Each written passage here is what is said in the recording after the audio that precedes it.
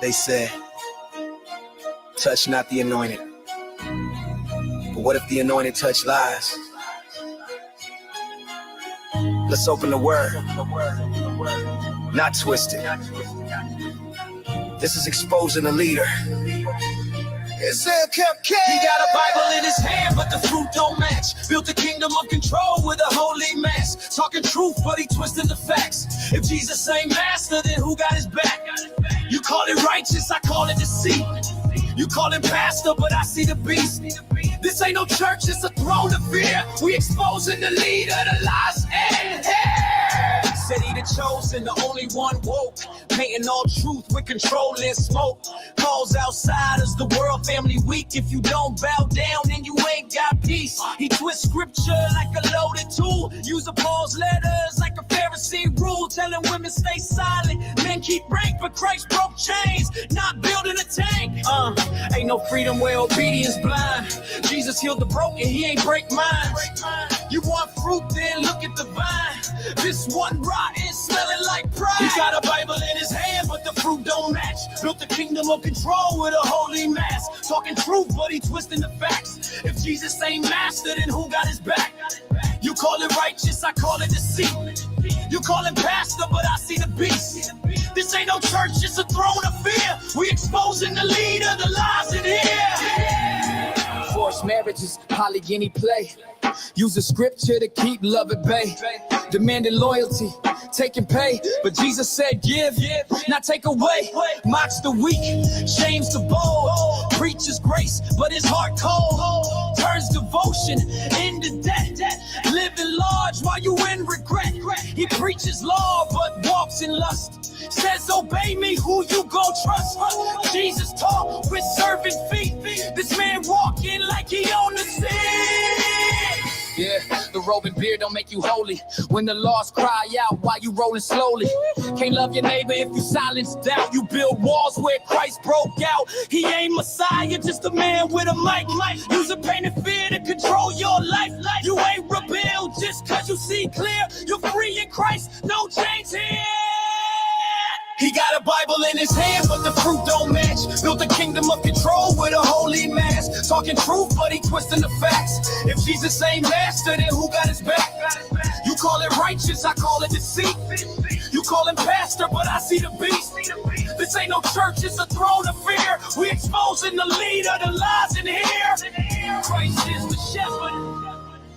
No more wolves and robes. Truth don't feel like. We're bringing it home.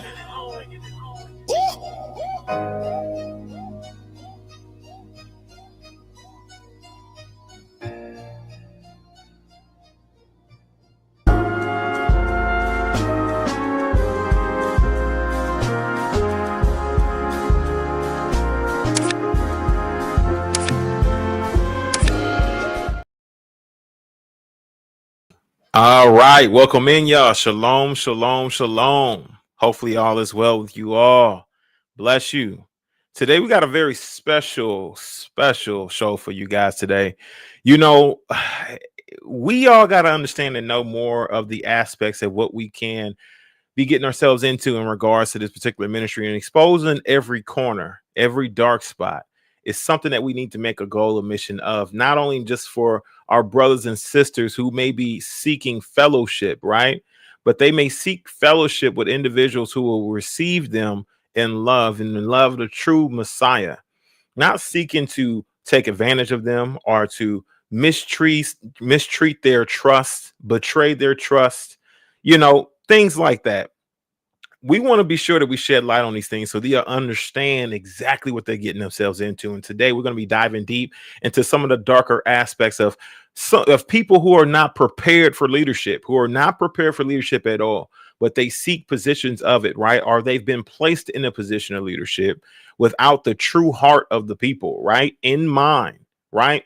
And my thing is this: when you place them in there, how much care do they have for a lot of the single sisters, a lot of the single mothers, right? How much do they honor and respect a lot of them? How much of a meticulous fashion do they keep track of what they're doing on a day-to-day basis in regards to relationships when it comes to these particular brothers and whatever it may be? We're going to shed some light on the life of what a single brother would have to face after being separated from her husband, or her family being torn apart by this ministry, and then she's placing her trust in the ministry to care for her. You know what I mean? We're going to shed light on this and more right here, right now, where we believe that light creates understanding. Understanding creates love. Love creates patience, and that patience creates unity. So let's get unified in the spirit. Is the sheep preaching hate? It says, I'm not going to let the wolf eat me anymore. If the wolf comes in here, next time he comes in here, I'll do whatever I have to do to keep him off my back. Is the sheep violent, or is the wolf the violent one? He wasn't teaching hate, he was teaching common sense. Somebody's knocking you over the head, stop them. Do whatever you have to do to stop them. The ones that were knocking him over the head were afraid of the fact that he might swing back. So they said, no, he's teaching hate, he's violent. All right, y'all, let's get in this thing. All right. Next up, we got a few shout outs here we're going to do. We're going to go ahead and run through you guys the shout outs real quick. For all my righteous alpha men, drop a ram in the chat for me, please. And all my elegant women who's exceptional, drop a sheep in the chat for me, please. We're going to get this ball rocking and rolling, y'all. I got a very special guest here today. You guys know her. You've seen her on a couple of interviews already. We got Sister Raye, who's coming up to also give you guys some more insight as to where you got to really look out. You got to really watch out in a lot of different darker aspects. And when it comes to this ministry, you do not want to miss this. This is going to be a very powerful testimony, a very powerful story to tell. And honestly, it's good. Listen, let's get this shout out going. Come on. Bro Vic, welcome in. Good to see you in this thing. Brother Timothy, welcome in. Good to see you in this thing. Seasons to Journey, welcome in. Shalom. Good to see you in this thing. Sister Rosa, welcome in. Sister Rose, good to see you in this thing. Good afternoon to you as well. My mother, Mama Shay, welcome in. Good to see you in this thing. Sister Angelica, welcome in. Good to see you in this thing. Mama Clay, welcome in. Good to see you in this thing. Dewana Mitchell, Sister Dewana, welcome in. Good to see you in this thing. Sister Lala, welcome in. Good to see you in this thing. Bless you. Sister Catherine, welcome in. Good to see you in this thing. Bless you and shalom, shalom. All right, we got the sheep in the chat. We got the ram and sheep in the chat. We're going to go ahead and get this ball rocking and rolling, y'all. Let's get this thing started. Now, my next guest, of course, you guys know who she is. We're going to be bringing her up here so she can speak on the topic of polygyny. Some of the things that you got to watch out for, how it kind of panned out for her, and also what was the guidance of leadership in that state, in that situation. So we got her back here today.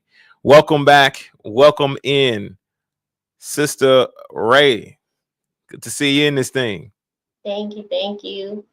Happy to be back. I'm ready to just get. Hold on a sec. Let me test this audio again. All right, go ahead. Okay, yeah. I was just saying I'm happy to be back. I'm ready to get right into it. I think we got a good show coming up tonight. Hallelujah. That's what I'm talking about. Absolutely. Yeah. This show is going to be fantastic. And I'm glad and happy to see you back. especially for this particular topic, because you have a different point of view, different perspective, a different angle for people to be able to take, I guess, in consideration when it comes to polygyny. Now, I want to make it clear, right, that of course, when it comes to this, this is a very situational based type of conversation for all the viewers. You got to know that maybe not everybody would have handled the situation the same, but you got to also know that in her situation, in her case, it was poorly mismanaged, and also individuals like who's supposed to be upper leadership should have been more involved in it. And I believe that it was pretty negligent on their part, right? So you got to understand the level of negligence that'll come from a situation that she's going to dive deeper into when it comes to polygyny, right, inside of this ministry. And that's what we're going to do. We're going to unpack that, the level of neglect or failure to actually, handle the situation with care. And I kind of really want to just want her to explain it for herself, right? And we're just going to dive into it. And so where we left off the last interview, right, we told more about the family structure and how it was separated. You were separated from your husband, and you decided to stay with the ministry. We dove deeper into that aspect of it. And while you were in this ministry, you saw an interest after another man. Can you dive a little bit into that? So you kind of got into another relationship or another space, right? Correct. Yeah, it's just simply that after a time of finally getting everything in order legally pertaining to the divorce from my ex-husband, and just taking all the steps that needed to be took for me to be in a different situation. The result of that was eventually, I was allowed to pursue an intimate relationship. And so, it happened. Okay. Yeah. All right. So I got, of course I got my questions here, right? Okay. And so my thing is this, right? When you first heard about polygyny, what was your reaction? What were your thoughts?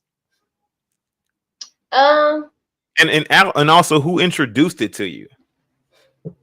Okay. My reactions to it, I really wanted to just fully embrace all of the culture and everything that it meant to be an Israelite, because I had something I felt like I could finally identify with. So in my heart, I really didn't have any issues with it, because just like everything else that changed, is this is what our people did. This is our culture. So that was my approach to it. But as that was one of the things, of course, that my ex-husband did agree with Dowell on. He had different ways of practicing it. And so, while still trying to accept it, that's around the time, or that's what led me to being kind of taught by Gina Murray. Even though we were still with Straightway, I had reached out to her, and she was very instrumental in giving me a healthy experience of polygyny. For 2 years straight, she just really took the time to talk with me and just show me a completely different model in a lot of ways than what I had saw at Straightway. She was just a lot more raw and real, it seemed like, so naturally I gravitated towards her because she just spoke to me about everything from, childhood, schooling, sexual education, just everything in a way that, or in ways that it wasn't really being talked about at Straightway.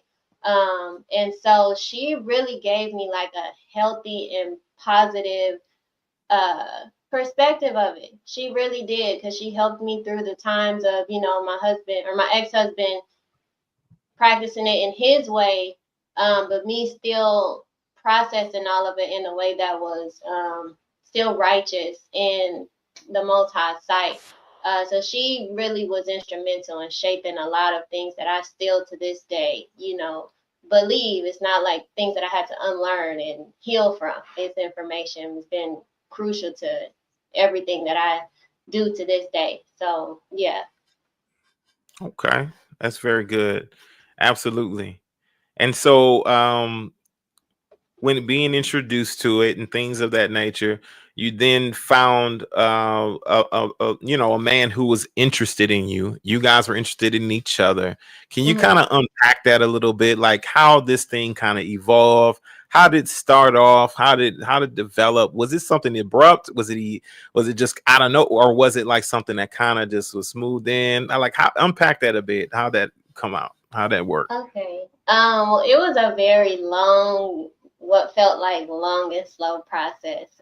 For I think like 2 or 3 years, I didn't really have any kind of like intimate male interactions. And so, again, when everything was pretty much done, because the divorce and through the state, it took some years for that to be finalized and for everything to be settled and done in court and with judges and all of that. It really dragged things out, which was a large reason I think why I was still in Texas for so long. But through all of that time, I wasn't, I just wasn't made aware of anybody interested. It was just like I was not having any type of interaction with men in an intimate way. And Right. so when Mitchell had finally communicated to me that, his hands are going to be on me, things were changing. Um, we just began to talk more, and he would ask me certain questions just to kind of see where my mind was with things. And but it was still, he never told me about any men that were interested. It was like, I don't want your mind to focus on that. I'm not going to give you any names. Just, be patient. Everything was waiting. And so eventually I had found out that, this man was interested in me. And so I told Mitchell that I was interested as well. And even at that, because I was still in Texas at the time, but they were in Kentucky. So for a year of, me communicating this to Mitchell, we didn't talk at all. It was it was just a long, dragged out thing. When it finally happened, for us to communicate, there were just different levels of the, I guess, amount of interaction we had or exposure to one another. And then eventually we were allowed to come together once, certain things were, I guess, discerned spiritually and when things lined up time wise and all that. But it was pretty much, it was just it was a very long process, very long. Right. Nice. Yeah. And so my thing is this, right? That's kind of the mantra there, is kind of like a slow type of I guess development when it comes to a lot of things. When of course the book says that, instead of the man and woman burning in lust, they should marry, right? Right. Whereas to where, of course, we know that Dow and a lot of the leadership has a lot of control over what people do when they are finding somebody to be that they're interested in, right? Hmm. Hmm. Now, can you paint more of like a picture, as to where you were in life before saying yes to this sort of style of relationship? Okay. Yeah, by the time I had said yes to, that experience, honestly, I was in bad shape. If if I'm gonna be honest, looking back, there was never not a time where I wasn't in bad shape. Just because Right. of everything that was going on and the timings and the situations and the placements there, I was in bad shape. So there was a lot of mental and emotional and physical neglect. Like I was saying, I had just came out of that bad situation in Dallas. So for all that time since my last marriage, there was no man like uh, just really there for me. There in any kind of way. There's just an absence, and so that had a way, I think, of really making me hungry. Um, Not just for love, but like just all of my senses, for touch, for affirmation for belonging. Like I just really started to long for the presence of a male in our lives. It was prevalent that was a need. So where I was before him and kind of leading up to that, it was like I wasn't just saying yes to a man. I think I was saying yes to the idea of being seen again and being chosen again. And so the desire wasn't sexual. It was really just about identity. Like I wanted to feel like a woman. I didn't just want to be mom and sister Raye. You know, I wanted a different type of experience in life that I felt like there was a really big void for a long time, that it started to kind of mess with my mind. But at the same time, I had just made it to being on community. So, you know, that was supposed to be the safe place. That was the goal. That was for years where I thought that we needed to be. And so when we finally got there, it was like I finally felt home. It just felt like a new transition, that everything that we had been waiting for had finally led up to this moment. So in that, there was also a lot of excitement, you know, coming out of this bad situation now into like relief. So when polygyny came up, I didn't resist it. You know, I was tired of resisting, and I just was ready to embrace something that seemed like a part of this new identity, you know, that I was stepping into. And so I was like messed up, but I was excited. Right. Yeah. Good. That's good. And so like when you were like, you're saying like, of course, seeking a partner, you know, what were you like hoping for? Like, what would you hope it would give you? Like as a woman or as like a mother, what did you hope it'll give you or add to you guys' life? Like, Yeah. Companionship. I think more than anything, I really just wanted a real friend. And the woman that I would have done that with, you know, I had hopes that we continued a friendship, and it would like just really feel like the sisterhood that you see. Then for the obvious reasons, you know, giving my girls a father and like a full family visual. So yeah, but there were parts of me that saw signs that he probably couldn't manage two women well, but I was still hopeful, because again, I was wounded, but I had okay. hope. I had hope. What were some of those signs? Were you saying that he couldn't manage well? Like what did you identify? And not only what did you identify, but what did leadership, did Mitchell, did anybody kind of second it or support you in those signs that you saw? The signs I saw, you know, I still went forward with it out of exhaustion, but I had known this family very well, because during the divorce, when they were still in Texas, they lived like 10 minutes away from my grandmother's house. So we had developed a very close relationship, me and the sister. And it was just like, to me, it just felt like brother and sister. There was no anything that went off in me that this man was trying to pursue me or had an interest. Like at no time ever did I feel that way. All those months, or you know, to that year when we really got to spend a lot of time. And so being around them so much, I did get to see a lot of how the family functioned. And she was rough around the edges. You know, she really was. She was one of the ones coming in that I guess you would say kick a lot to all the changes.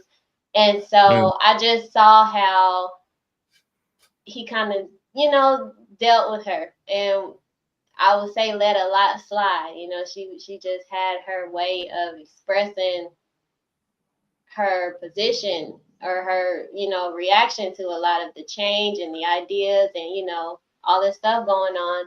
And I would just see that, you know, and it was like, you know, I told myself that whatever was going on with them, like we would be different, you know.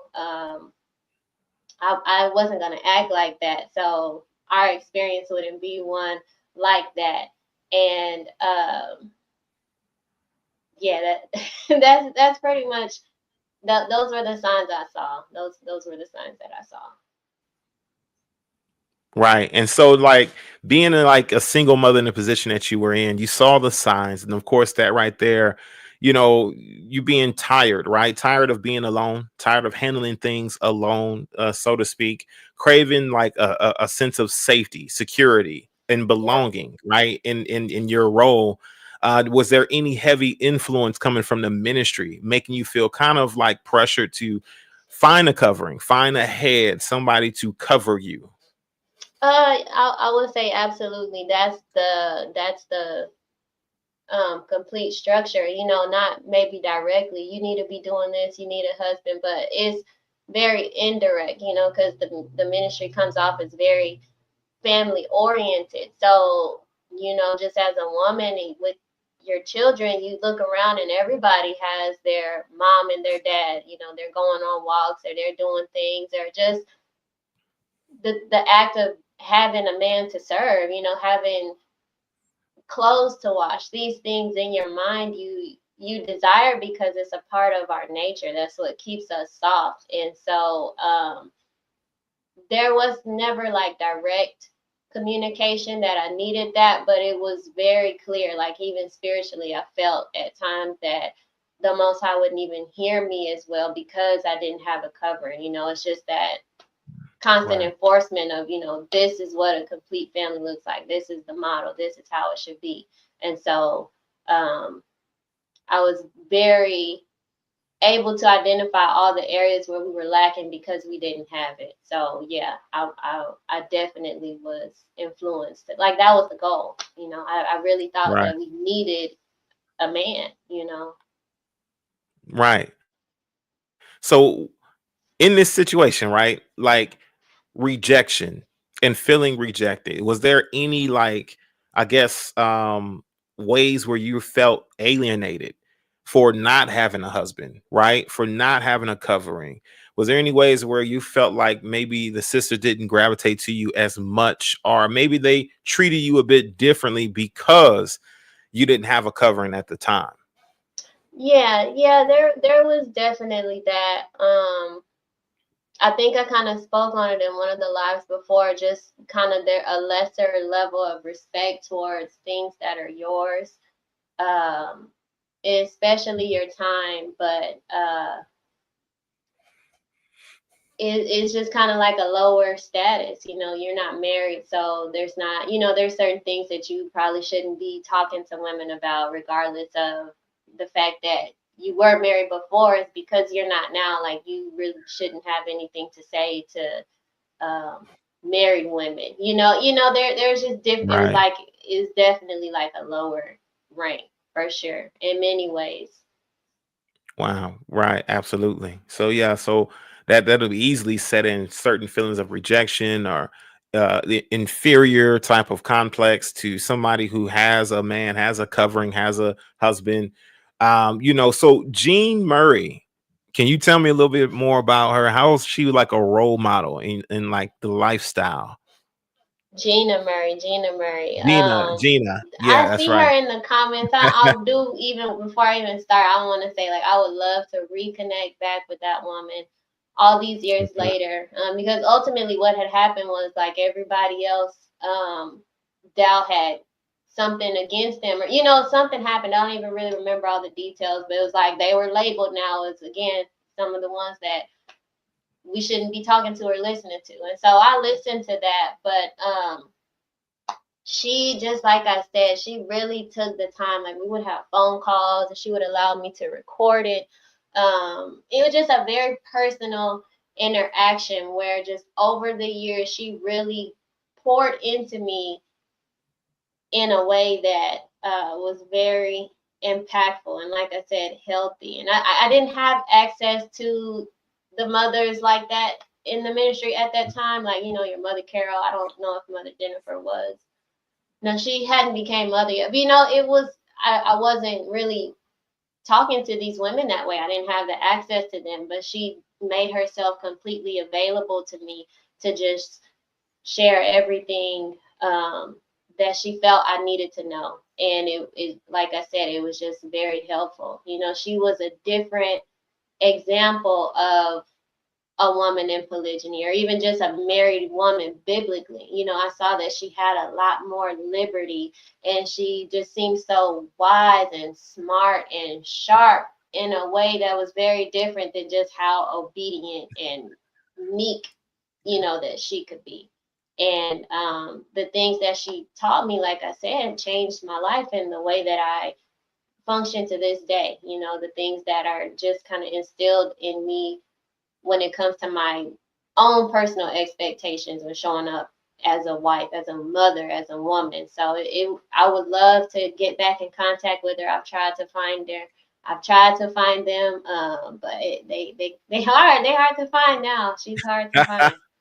Well, hopefully she'll catch this broadcast, Yeah, and I know I see her in the chat from time to time. So shout out right. I'd be to like, Gina Murray. Yeah, shout out to her. You know, hallelujah. You know, background wise, you know, as a man in this, I guess, ministry, I've never really like made myself very readily available and in the sister's business. You get what I'm saying? I've never been the guy that's like constantly trying to be in the sister's business or whatever. So a lot of them, right, I might know them by face, not by name. Possibly, you know, them by face, but they might know me by face, right? And so Gina Murray's been one who's been in the comment section for sure, but not knowing any real backstory on her. It's good to know a little bit more about her and how we have wisdom here that would be able to be poured out on the younger sisters. So yes, that's so beautiful to hear about. And so my thing is this, right? mm-hmm. When it comes to the polygynous space that you were in, right, and you were introduced to this man. Now, you guys, how was your relationship? Like, I guess once you were told that he was interested in you, how did it progress? How did it develop? What was the influence coming from Dowell in the ministry? Not only the preaching, right? Did it plant any ideas, any seeds, right? And not only did it plant any seeds from the preaching, but once you met, or once you guys actually started to I guess, what would you say, court? Yeah, What yeah. would what was how did that transpire? Okay, so I had pretty much made it known to Mitchell, you know, that I had the interest, and Mitchell knew that information, and nothing happened for it had to be a year, because again, I was Mhm. still in Texas, and they were all in Kentucky. So he, you know, it just kind of stood there. I didn't know if he was talking to the brother, or, you know, it just, I told him he had that information, and that was it. So I was really left in limbo for so long, just like, okay, what do I need to do to progress things or make it known? Or, you know, it was just a lot of like just kind of sitting here, you know, kind of expecting information that I never got, and nobody seemed to knew, just in terms of like, okay, what's next? What's going on? What are we doing? So I had just, it was out there, but it wasn't anything, you know. I just went back to doing what I was doing in Dallas, until that assembly dissolved, which pretty much led to me now moving up to Kentucky. That was really the only door that opened up for us to now go to Kentucky. And so now I'm thinking, okay, I'm coming up here to Kentucky. We're gonna get things rolling. Let's see how it goes, you know. And again, I get there, and for a while, nothing. And I'm not asking. I'm just, you know, like I really tried to stay out of the way. I just came, you know, I was happy to be there. I'm just waiting on them to come to me and tell me, because I've already told you what I felt like you needed to know. You know, I gave you the name. You said, okay, so what? You know, I don't know what else to Right. say. I didn't want to be like thirsty, like, you know, Right. just waiting. Yeah. Um, and I'm trying to remember. So basically, yeah, when I got there, Mitchell was like, you know, we're not even gonna worry about no men on your mind or nothing. I just want you to really focus and heal. I want to make sure that you're in a good headspace. You're not dealing with any baggage. Just focus on making sure that you've forgiven them for everything that happened in Dallas. Get your heart right with that. Make sure you don't have no bitterness towards Blake. Basically, he's telling me like you gonna need to work on yourself before we even do anything, you know. And so Right. that's what I did. That's what I thought I was doing. Just getting the deliverances and getting counsel. And again, all throughout those years before, like in Dallas and stuff, I had also talked to. I never had spoken to Dowell. I've never had any communication with Dowell at all in terms of like personal him being present in my situation. There were times where I went to the feast and I, gave him offering the tithes and stuff, but it never went past that. So his influence really was only the preachings and the doctrine and all of that. And he, it was in me. I sat and I listened and I absorbed everything he had to say. I really wasn't one that kicked. What they said, I didn't resist at all. Nothing that was coming out of the pulpit or anything, So the influence was there, and that's really all it took, I guess, for me to listen to him or his influence and everything. But Right.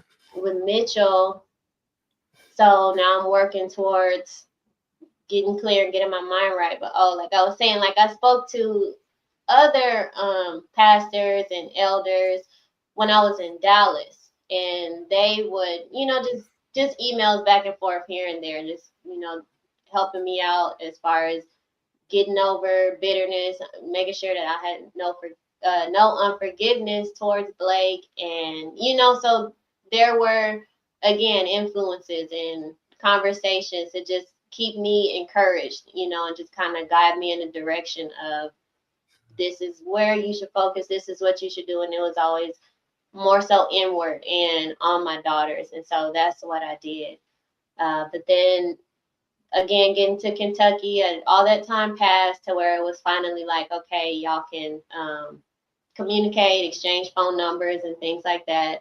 But he had started working a second job. So there was very little time for us to communicate. And I'm on the community, and he lived near the community. He wasn't on the community. He was in a town close by, like one of the offlanders, essentially.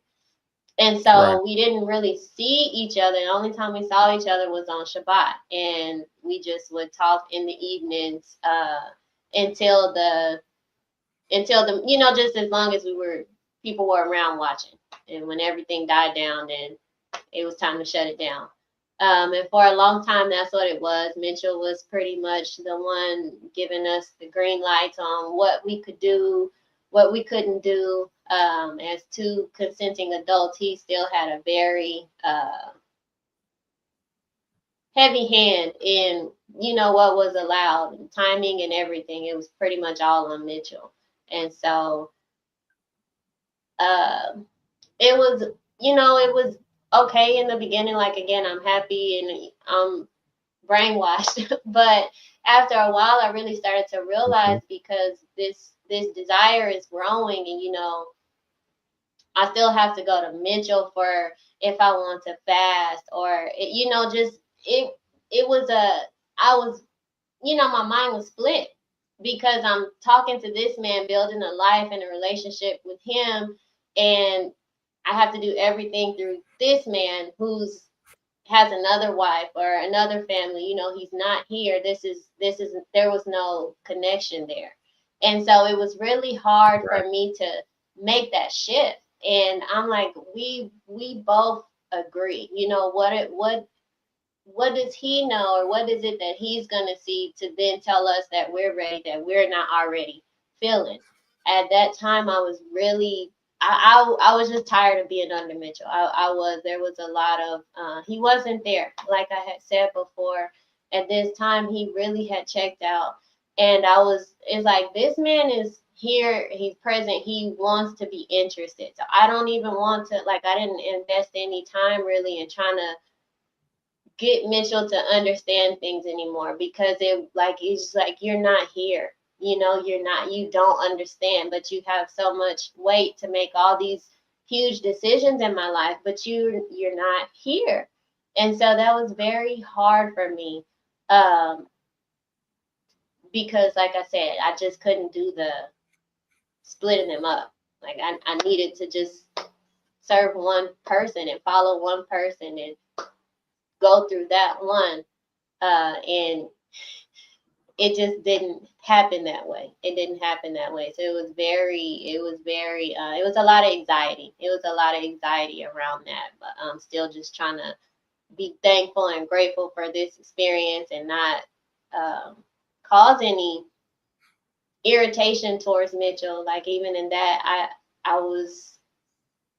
there was a lot that I didn't say, because when he was there, I'm looking for cues, because I'm not his wife. Like I don't have the comfortability to just go up to him and tell him everything. Like I know he has his family for that. When he gets home from being on the road for all these weeks, she needs her time with him.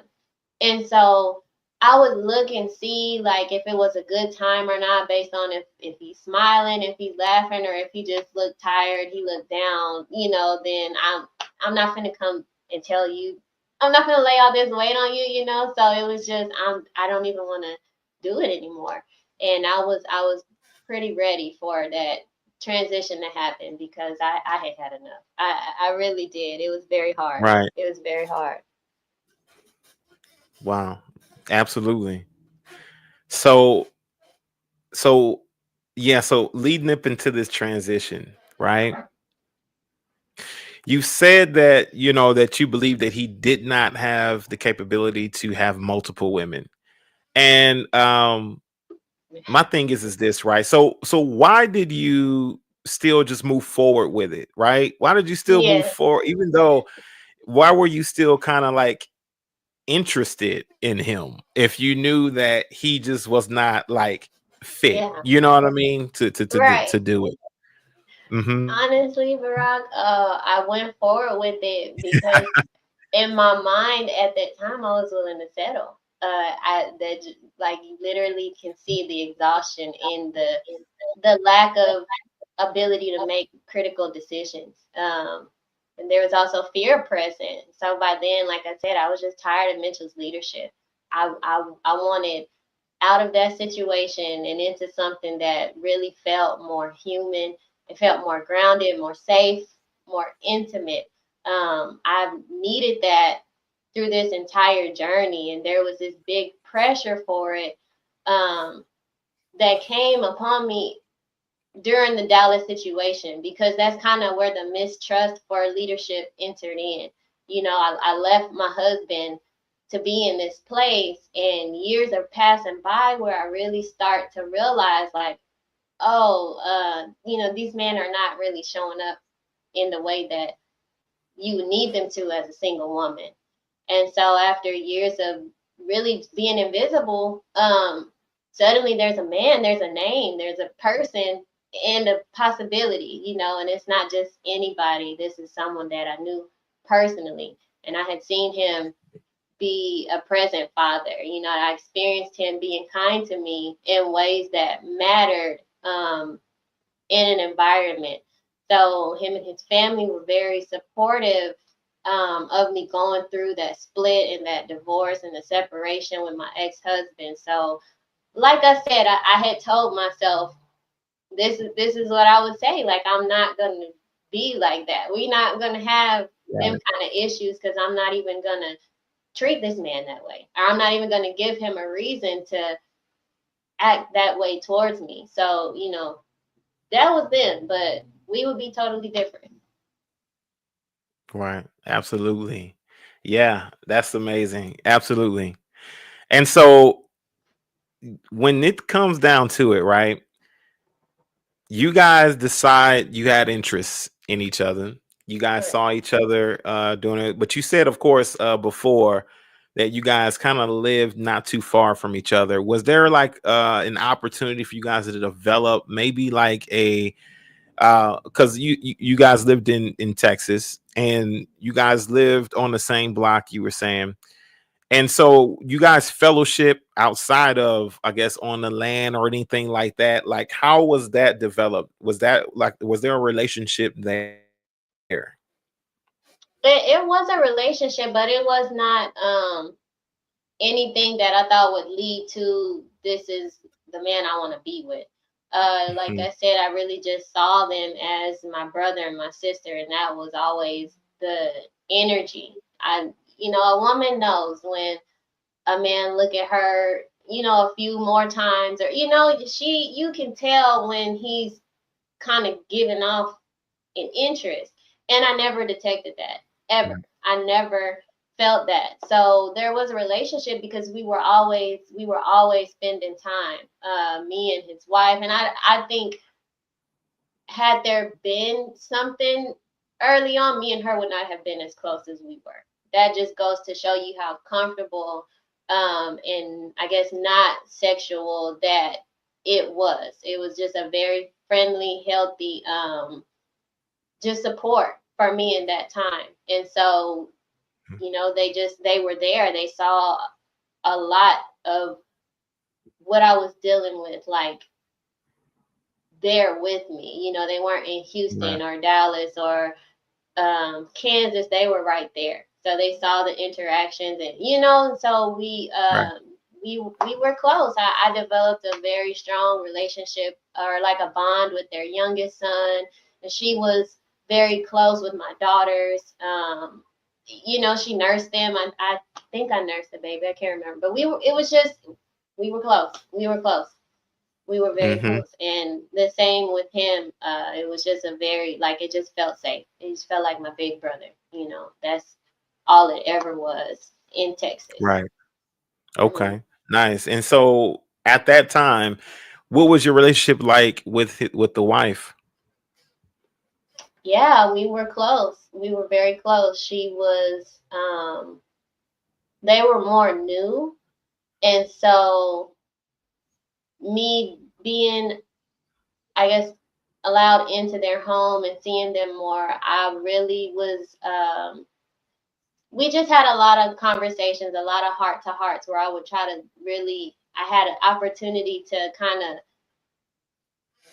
express to her how what she was doing, could change, I guess, or things that I don't want to say stuff she could work on, but yeah, just like really being real about the way that she talked to her husband and influenced his children, and just kind of telling her like, hey, we don't do that over here, but in a loving way that made her Right. respect me and made him respect me, or just kind of, I guess, get to know me and see the type of person that I was in my heart. And we were close. Even when they moved to Kentucky, uh we still spoke to each other constantly. We was tight. I wouldn't have even mentioned him had Hmm. we not had the relationship or the friendship that we had. I wouldn't even mention him ever. We was pretty much best friends. And so I'm thinking,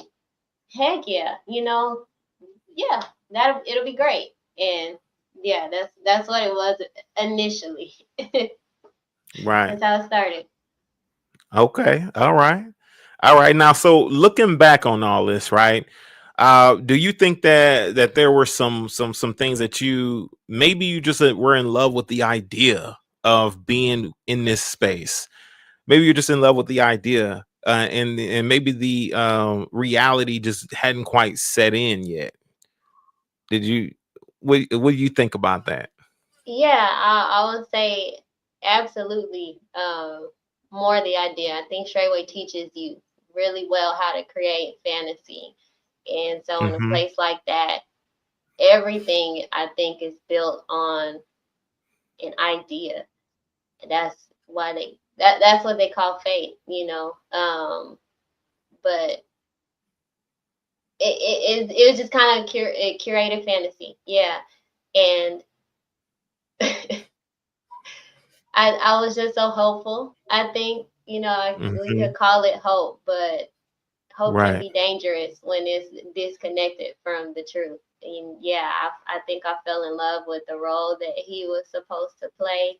Because he wasn't just a man to me in that moment. This is like a present father. This is a protector. This is somebody I could be Right. soft with again. So that's everything I thought I had been waiting for. And in that kind of environment, once you find a role you can attach to, you can write the rest of the story yourself. And, filling Hmm. in all the missing pieces with my imagination and my longings and my desires and all of that mixing in with my needs, it was just, yeah, it was absolutely an idea. And so, yeah, I Right. think I responded more to the gap that I thought that the love was going to feel like. That's what happened to me. I I fell for what I thought it could be. Absolutely. Not for what was actually Absolutely. there. Because I thought we'd be this beautiful family. I thought I'd have my best friend and, we'd all just be happy. And that was so false. Like no, like reality was a friendship was destroyed and homes potentially could have been ruined. Like they were damaged. They could have been ruined. That was the reality of it all. And I'm seeing like fantasy. Absolutely. Right. Wow. Yeah. This family. So it's almost like an exploitation of your desires. Some of the things that you may need or want is kind of what was exploited in a way, right? And kept you in a way or in a sense under some sort of control or subjection to the individual who had the keys to the thing that you desired. Did you ever feel like that they kind of dangled that carrot a bit, like, you had to stay submitted and obedient because you wanted to reach the point where you desired or had a longing for this man in your life, a man in your life who's going to protect, provide, give you security, things like that. Do you feel like there was a bit of a proverbial carrot that was being dangled, if you can look back on it? Yes, absolutely. Again, it's very indirect. It's in the I guess the culture and the mindset of the ministry because I need Mitchell to vouch for me. Any man that is interested in me, they're not going to come to me. They're going to go to him and get his report and his testimony. So I can't have him saying anything bad about me. Like he needs to know that I'm serious, I'm committed, I'm obedient. He needs to know all these things. And so that is what I do when I'm around, that's my whole mindset the entire time so that he has something good to say.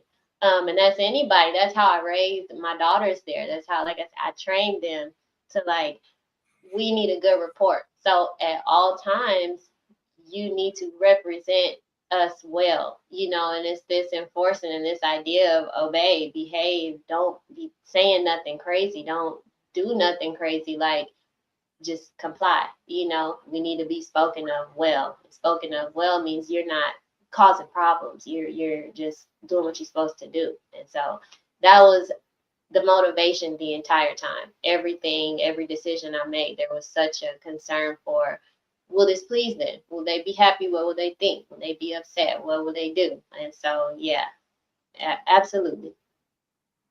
Right.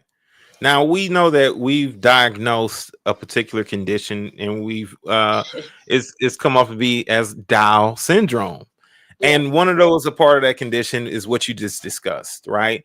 This manipulation, this form of manipulation, this way of control of the mind.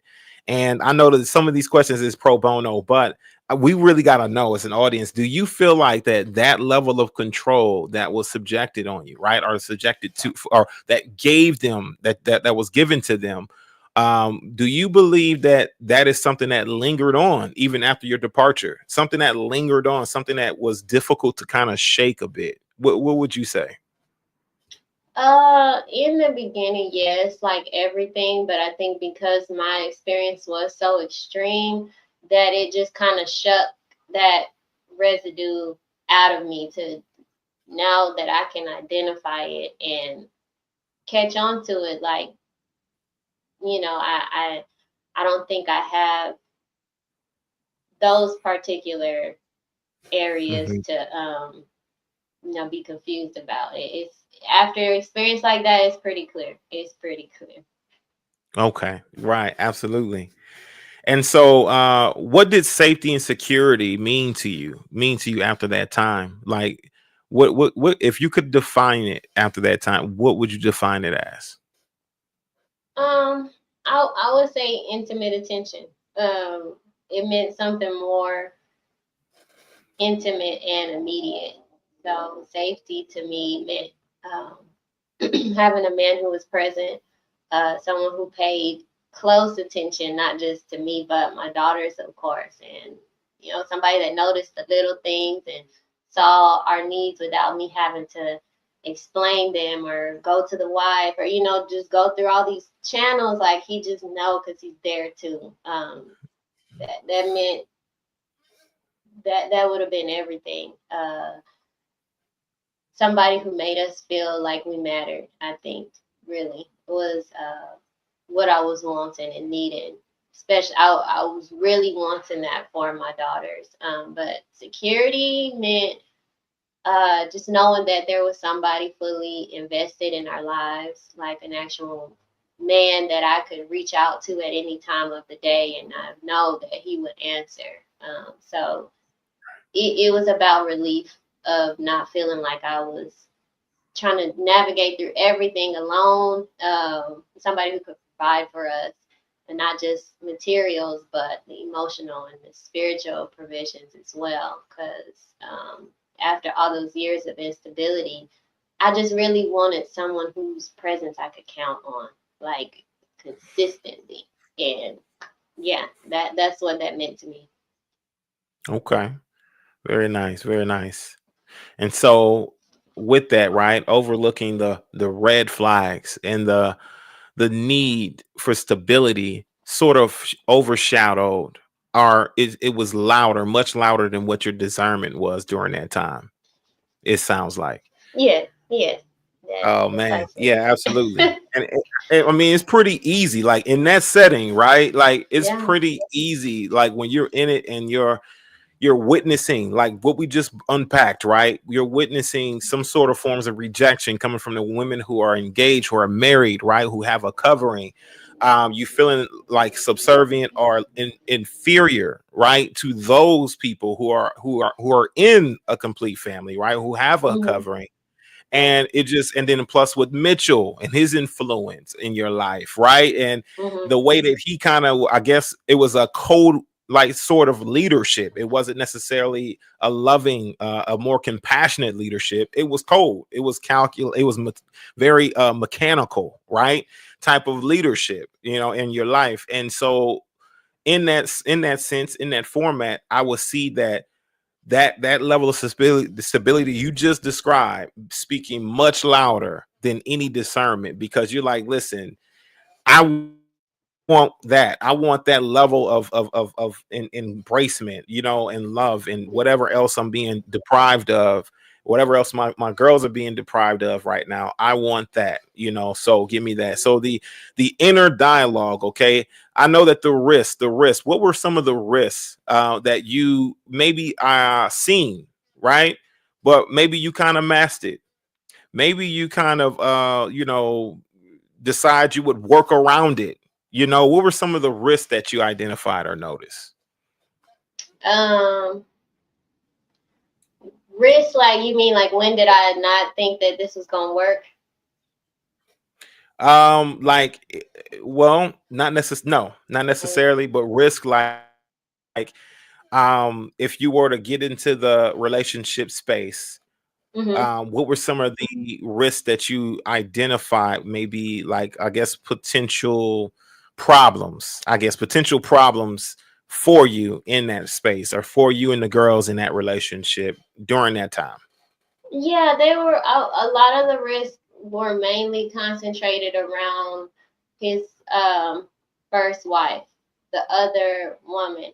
Uh, I was really concerned about his ability to really protect us from her. And not like she was a physical threat, but just the environment that she created, because it was such a strong disdain and resistance and disagreement that it shifted everything. And I needed to know that he would keep us from that. And that the risks were mainly centered around that. They were mainly centered around just kind of our well-being, in a, I guess, energetic sense, in a spiritual sense. Because the other side of that is he was a great, or is a great provider. You know, he fed and he shoot the guns, do the gym, all that. So, you know, the physical part was not a concern. That part that you can see is like, oh, y'all are good. You know, he'll be able to take care of all of that. But it was the unseen. It was the way that, you know, that wife kind of manipulated and navigated and had her hand in things that was identified as a risk to me, as a concern, the entire time. But again, I'm like, you know, I don't care. And sometimes it'd be good. So it's just like a roller coaster. And it was just very hard for me to, I guess, think otherwise, or, you know, let doubt enter in that the Most High cannot turn this situation around at any moment. Like, that was just kind of my driving force. But there were risks that everybody saw. It was very loud and out there that this should not happen. But yeah, it did. Right. Absolutely. So now, of course, because I see in the chat here, of course, polygyny, and I know it's speaking on a certain level. We're talking about just the experience, right? We're talking about just the experience that Raye here had in regards to the relationship she was in. Nothing like, you know, to say that, you know, the spaces for polygyny is bad or whatever it may be. It's just the level of neglect on her situation itself, and how that kind of developed and turned out based on the parties involved and also decisions that were being made. So, which is a reflection on the leadership. It's a reflection on the leadership and the brethren who should have been more present during your decision making, where you put your trust into them and they kind of sort of didn't respect or honor that you really relied on them and trusted that they were going to choose the right individual for you to be with. And so this is what we're going through now. Not to say that polygyny is bad and, you know, all this other stuff. It's just to say that shed light on the levels of neglect coming from leadership, the levels of not really being present during these decisions. Okay. So, all right. So now we are in everything, right? We know that he's interested. Can you tell us a little bit about, take us down the road in the journey? What was it like to get to know him? Like, what was it like when you guys were getting courting each other? I know that you said that, of course, Mitchell was heavily involved in a lot of things that you guys were doing when it came to courtship. You know, eventually you stated that, you know, you were, you know, tired of waiting on Mitchell. And so after you guys were pretty much making a decision to say, you know what, let's just go for it. Were you guys starting to like do things outside of what Mitchell was instructing? Were you guys like kind of making plans on your own terms, or how did that really play out? Were you guys like, because it's kind of sound like that you guys were like abandoning the having a check-in, right? And you guys were morally trying to get things going on your own terms as two adults, two consenting adults. Can you unpack that a little bit more for us? Yeah, there were conversations that we had where this was something that I expressed, because again, in the timeline, this is around the time that all this stuff is happening with Pastor Rufus, and there's a lot of things going on in the background, and this is where I'm starting to shift, and I don't know if I really want to be here anymore. That doesn't Okay. mean I don't want to be with you, but I don't want to be here. I don't like the way that I'm being handled. Like I basically started to become aware of my needs and really advocate for them. And I was very clear. And that was such a shift because before that, everything was yes, sir. Yes, ma'am. That's it. And now, you know, it's like, wait a minute. This does not feel healthy to me. This does not feel right. I'm, you know, battling on the inside and needing things addressed and dealt with, and I need help. And the way that this is set up is not making sense to me. That we're committed to each other. We have not done anything, but there is this agreement, and yet and still everything that I do has to go through another man that's not even my dad, that's not even, you know, it's like he didn't really know me. So I just really kind of communicated, and I tried to be very transparent with him the entire time as far as where I was and my concerns, once I could identify them. And so um, I think just in that environment, naturally, in a man and a woman, like that desire, that drive is present. And it's about how much of what you would call integrity, but fear and, you know, manipulation or freedom do you have to um, listen to your needs and position yourself to allow them to be fulfilled. And so that's what I'll say on that one.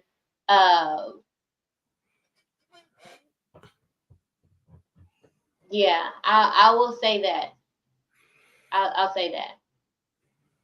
Okay. Very good. Okay. And so that's the thing. Now, when did you first feel like this might not work? Like this thing may not work out. When did you feel that way? You know, what were some of the highlights there? Yeah, that's an easy one. When I saw that immediate shift in his wife, Mm-hmm. she flipped, and it had caught me so off guard because we were so close. You know, like I said, that is literally the only reason that I would even consider that man. But jealousy and her own insecurities just really severed our friendship. She had so much power in that household. She has so much power in that household that, you know, I knew that a choice was probably going to have to be made, kind of like which one, because that's what it was going to eventually have to come down to. And he'd tell me, you know, just keep doing the right things. I'll protect you. Just keep doing what you're doing. But I could already kind of see him failing at that deep down. So I knew that this is not it. I knew that, but again, I still had the hope and the faith and all those things that you're equipped with in that place to just kind of continue being delusional. Like I literally knew that that was not a good fit, but I still played the game, you know, I still stuck with it. But I knew at the level of her resistance, you know, and it never diminished. It was just very strong and in your face every day. So that's when I knew, like, oh, this is not going to be happiness and fun at all. This is not going to be that. That's when I knew, when she expressed all her issues with it. You know, yeah. Right. Right. So what would you say would be like some of her core problems that she had? Because you know, you guys are really good friends, like nursing of the child, things like that. Yeah. And then, you know, she finds out that you guys are together, right? Or that you guys are interested, have been interested in each other. what was her like real core problems or issues that she raised during that time? I think that she was, again, there was jealousy because there's also an age gap. They are both much older than me. Mhm. And I'm much younger than her. So that Right. already, she would say things like she's damaged goods. I just kind of, I think, put a mirror up to her of everything that he wanted in a woman that she was not at that time capable of doing because of just how hard of a time she had, basically conforming to the Straightway woman. Fitting into that role was very hard for her, and then polygyny just like put a magnifying glass on it. So she was, I think that jealousy was present. I think she was just very insecure because of her own their own issues that they had long before I came into the picture, honestly. There's just things that were always there from the beginning. They were just kind of magnified when I stepped into the picture and Right. just brought a different element, I think, into that, or different dynamic into that relationship, where it just kind of highlighted all of her flaws. And yeah, she took it home. Right. Okay. Now, honest opinion here. I got a comment. Do you care to Mhm. address this comment? Let's see And what it is. so the comment that's left here, and just to be fair, and addressing this individual, sis cat. Are you familiar with this individual? Do you know her? Yes, I do. That's my sister. I know her. Okay. Yeah, we're very close. So right. And so why would okay, so she's making these accusations here. And this is like she's making these accusations. And do you care to address currently? Literally. Oh, sis, I don't know who that is. I'm thinking Sister Catherine. I see. She's saying that's not me. Uh, Yeah, no. that's not Sister Catherine. And so yeah, so she's making these, I guess, accusations here in the chat. What I want to do is, because of these accusations, um, and so my thing is that I didn't know if you knew her personally, if No, I you don't know were who like, that is. I thought it was someone else. I don't know who that is. right, okay, Maybe a fake name. yeah, okay. And so, then we need to remove this right here, because here, let me do this here. And so my thing is that when in these situations, and they're raising up these accusations, is to address them and to get them out the way is like key. But then it's like at the same time there's trolling. You get what I'm Yeah. saying? And I'm pretty sure that when you were dealing with these individuals, that they knew. There's no way that the wife doesn't know that her husband is interested in another woman. There's no way that a wife doesn't know, especially if you're in Yeah, tune, especially if they're day to she day. You know what I knew. mean? He to Hmm. my understanding, from conversations that she had with me, she told me he told her, long before I think telling anybody else. So she was aware. But yeah, to the we can keep moving, as more stuff comes out as Okay. the I guess live Right. progresses. I Absolutely. think that's her. I'm not even gonna lie. I'm gonna be straight up. I think that's her. Just from the typing and the way and the words. I think that's her. Definitely is You trolling the think that's chat her? though. Oh boy, they pop up. I You just got it. They imagine pop up, it makes and sense. then I would expect her to be here watching and listening, but right. we can Okay. continue. Yes, ma'am. Absolutely. All right. So now, when it comes to this thing, right? How did others respond to when you voiced your concerns? When you voiced your concerns in regards to this thing, how did others respond to it?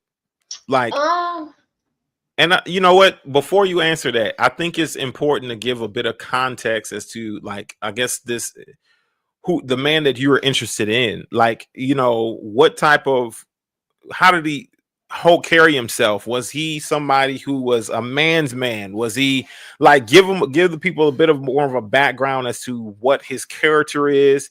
Was he a man's man? How committed was he to the ministry, to the assembly, things like that?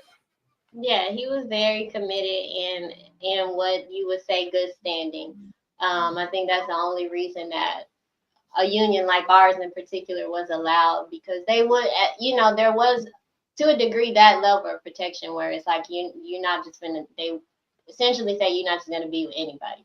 He has to be some kind of a man.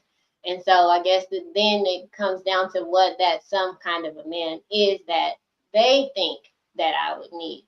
And so he pretty much checked all of those boxes as far as he's very kind, very loyal and committed to the ministry at this time, at the time that we're developing this relationship, and prior to basically now. I'm saying, because I don't know where he stands now, but I'm talking about when I was present. But he was very faithful to the ministry, just a very kind man, loyal. Right. Like I said, he got a second job and worked a full-time job during the day, and I think it was a full-time job overnight, and he did this for months, you know, to help fund building of homes on the community. So he's a good man. Absolutely. He's a very, like I say, kind and gentle man. He's a good provider and physically strong, all of those things that, you know, would make him an I guess candidate, or, you know, a potential man fit to take me and the girls into his home. Okay. It's like the Absolutely. same way I had to be well spoken of. That was a requirement on the other end for the men as well. And so he was that. Okay. Absolutely. Okay. So now, how did others respond with your concerns when you voiced them in regards to, you know, in regards to everything?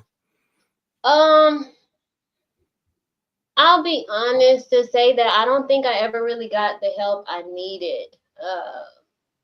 There's so many rules about who I could and couldn't speak to. I had to have permission to even talk to Mother Carol, you know, and I was Right. only told to speak to her about certain things. You know, I was asked, what do you want to talk to her about? What do you want to speak to her for? And so I, you know, let him know those things, and it was like, okay, y'all can talk about that, but, you know, just stick to that. And that was pretty much the direction for the few women that I was allowed to talk to. But Mitchell himself, again, at that time was very hands off, and a lot of times his standard line was, I'm not in it, so I don't have much for you. But he would just always kind of direct me to who he thought would be a better fit to deal with me, or, you know, handle, or, you know, just, I guess, counsel based off the things that I was needing help with.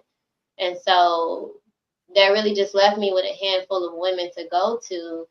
But each of them met me where they were, not where I was. So even Erica Polydor, for example, you know, she had grew up in a polygynous home. So she had that experience of one as a child growing up in it. And so I could see how it affected her and how she carried her own trauma from that. And she gave me a lot of insight, but it came from a wounded place. You know, this is from a lens of the little girl whose mom is added to this family. So she's seeing, you know, her mom come from her situation, and she's seeing Mother Carol respond. So her perspective was, like I said, from a wounded place. And it really helped me to understand her, but it didn't help me navigate in my own reality.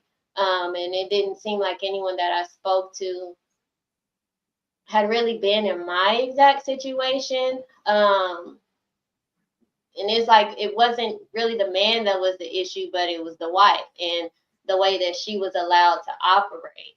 And I had felt like all of my energy was just being spent trying to figure out how to get along with her and how not to make her feel like I was a threat, to make sure she felt safe. But none of it was about me being safe. And so she was always framed pretty much as the victim. This is her first time.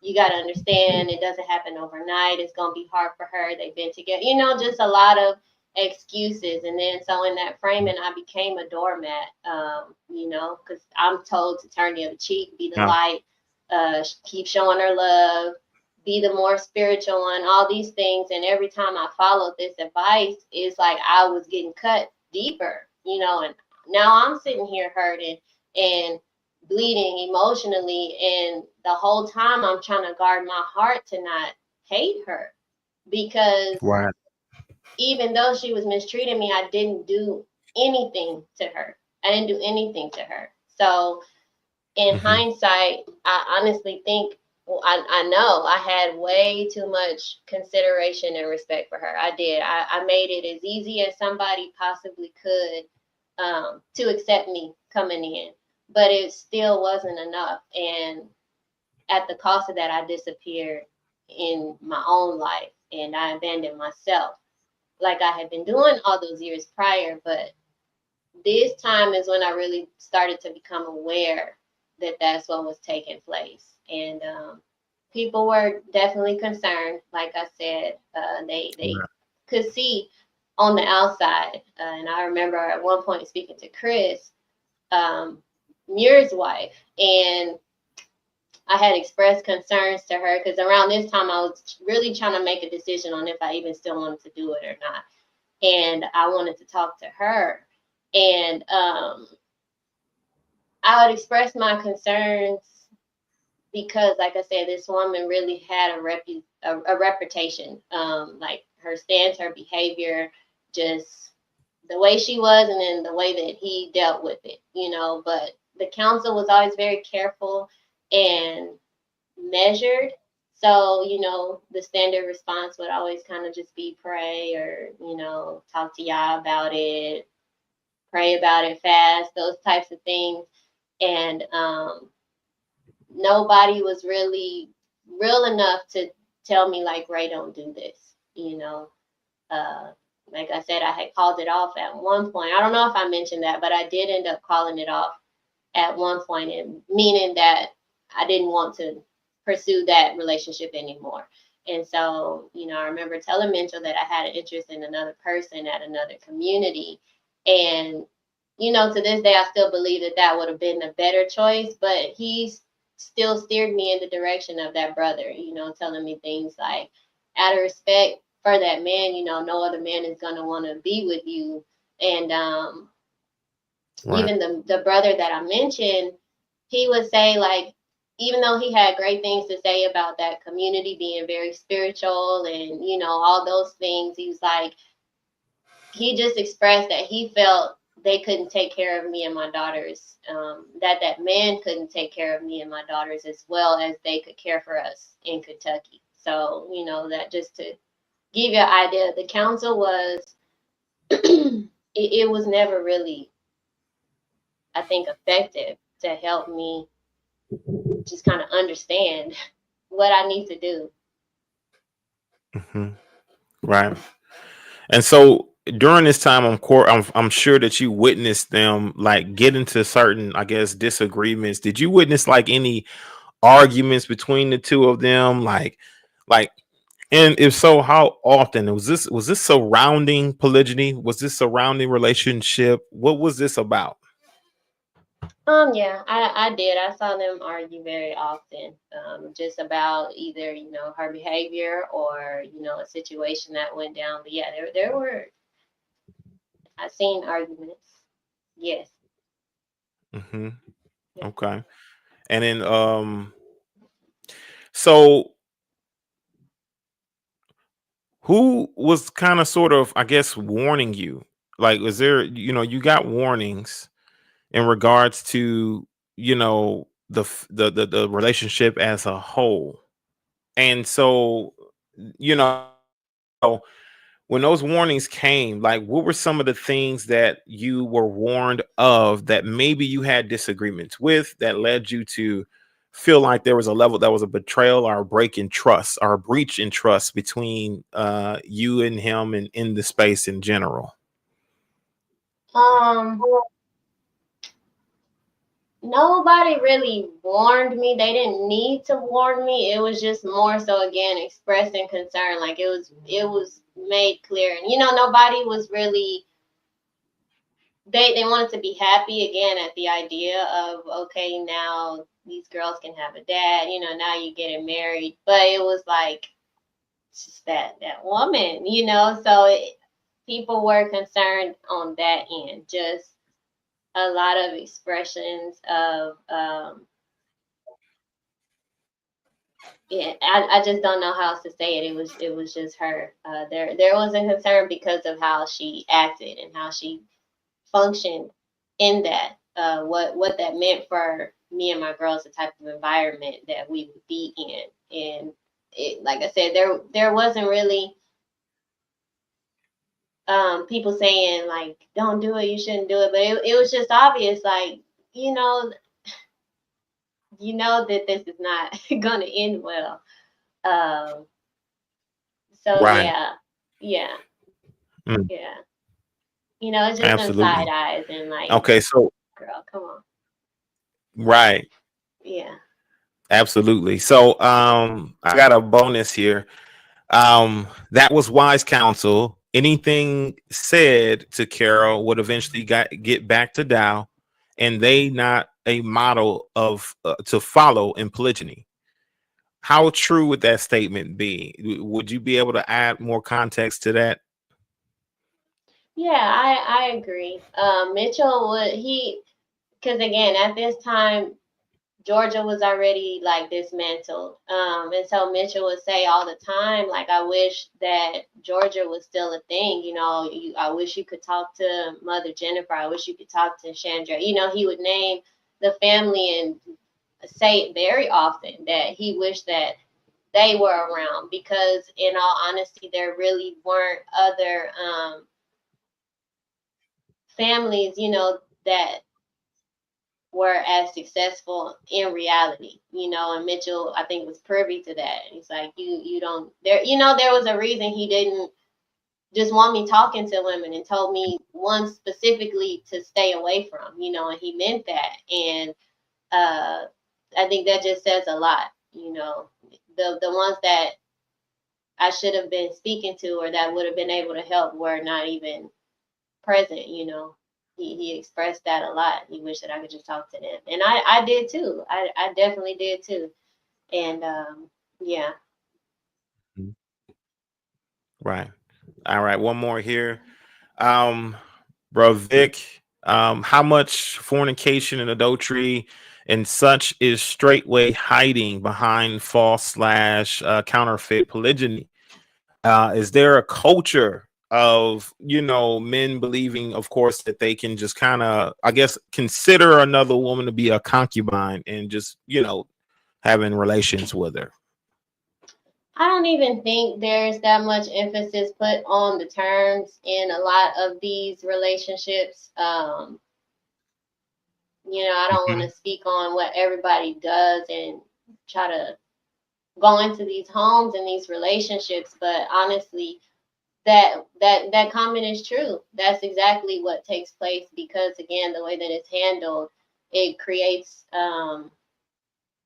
room for just a lot to be in question, and it's just very unnatural. So by default, there are a lot of things that take place that people feel guilty of.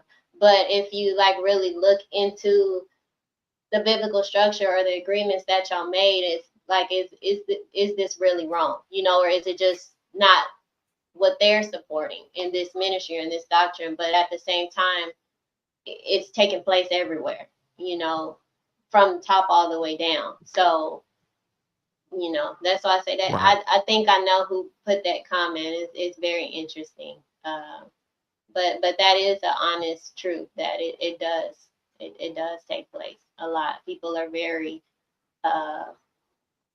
you know, they have desires. They absolutely have desires, and that's natural. You can never turn that off or suppress it. Most High said it's not fit for men to be alone. And you create these situations where it's like awkward interactions between men and women, and you know, so of course things are gonna come out because again, the foundation and the blueprint is already off. So, you know, of course that stuff is present. This is all just a part of the destruction that's taking place. Right, absolutely. And so we'll unpack that more as we go along. Now, the health, the trust, the transparency within this particular space, right?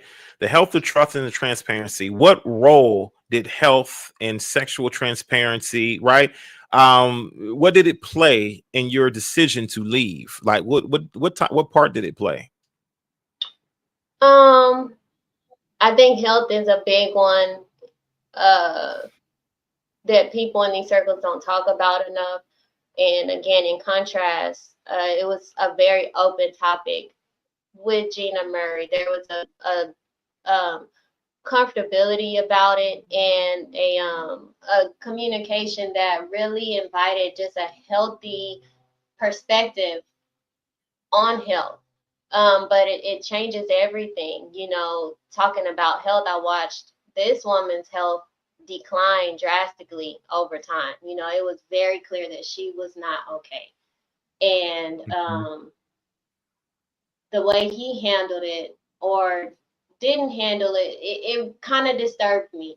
Because to me, it almost seemed hands off, you know, almost like inept when it came to her care.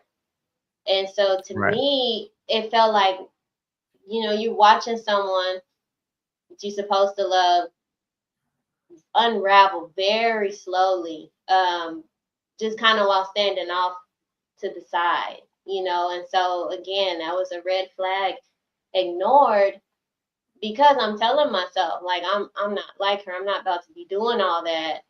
So he'll be able to show up differently for me and my daughters. But there was a very pivotal moment for me within that when you talk about transparency, and I will name it, finding out that this man had actually had a vasectomy. Because that's something that I should have known immediately, especially given the conversations that I had to leadership. One of the first things that Mitchell asked me when he was finally now stepping into the role of covering me, that was one of the first things he asked, do you still want to have children? And of course, my answer was absolutely, you know, and so we talked about that. He knew that, but he also knew that man's reality. But neither of them ever told me. Neither of them told me he had the vasectomy. It was someone else who knew my desire to have more children coming to me and asking me if I knew that he couldn't have children anymore. So I went straight to him, you know, to confirm that, which he did tell the truth that he had got one, but he also said that he had got it reversed.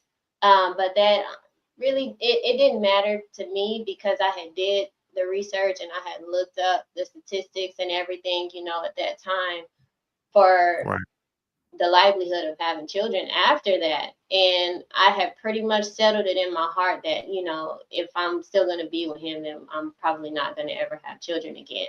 But again, you can see how mentally beat down I was. I still didn't care. So, you know, it left a really sour taste in my mouth, but you could just see the kind of foundation being built, you know. Yeah. And so, of course, you know, during this time, you discovered this, the vasectomy, things like that. You guys had already consummated your marriage, right? So you guys are married at this point. Not at that time. not at that time. We hadn't Okay. consummated. No. Not yet. Not yet. Okay. No. All right. So, what do you learn about the trust? Like, as far as experiencing that, learning more about that, of course, the brethren around you, and also, of course, Mitchell himself, who also knew about the vasectomy, who never told you or disclosed it to you, even though that he already knew that that was a goal of yours. You wanted to have more children. You know what I mean? You want to produce more seed. And so him not telling you, how did the trust form? Like, what was the trust like in that space? Did it damage the trust, the image of trust within Straightway, within Mitchell as a leader? Did it damage that level of trust? Yeah, absolutely. So these are all the pieces that it took for my mind to have this unraveling, because like I said, I was already like now becoming aware and really questioning if this is where I wanted to be. So this was just another thing to add on top of the no, it's not. Intimate relationships, especially ones where there's multiple lives intertwined, there should be no room for selective disclosure.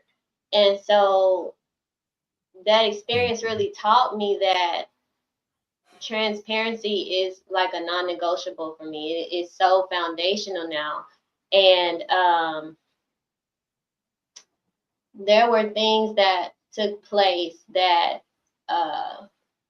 caused me to really say that I'll never enter into relationships again without us both doing certain things, like exchanging health paperwork up front, all that type of stuff, because there were things that I discovered Yeah. in that relationship that could have affected me for the rest of my life. And the scary thing is I almost missed them. And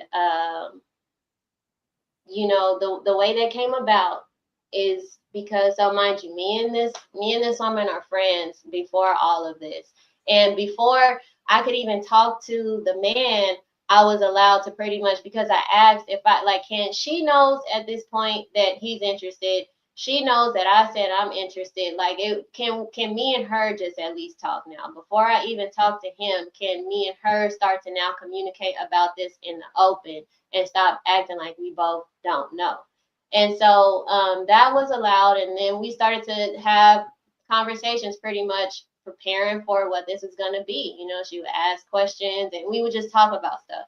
And now it's more geared towards all of us coming together, not so much the children or sewing or these things that we like to do mutually. Now it's like, okay, we about to be a union, let's talk about that.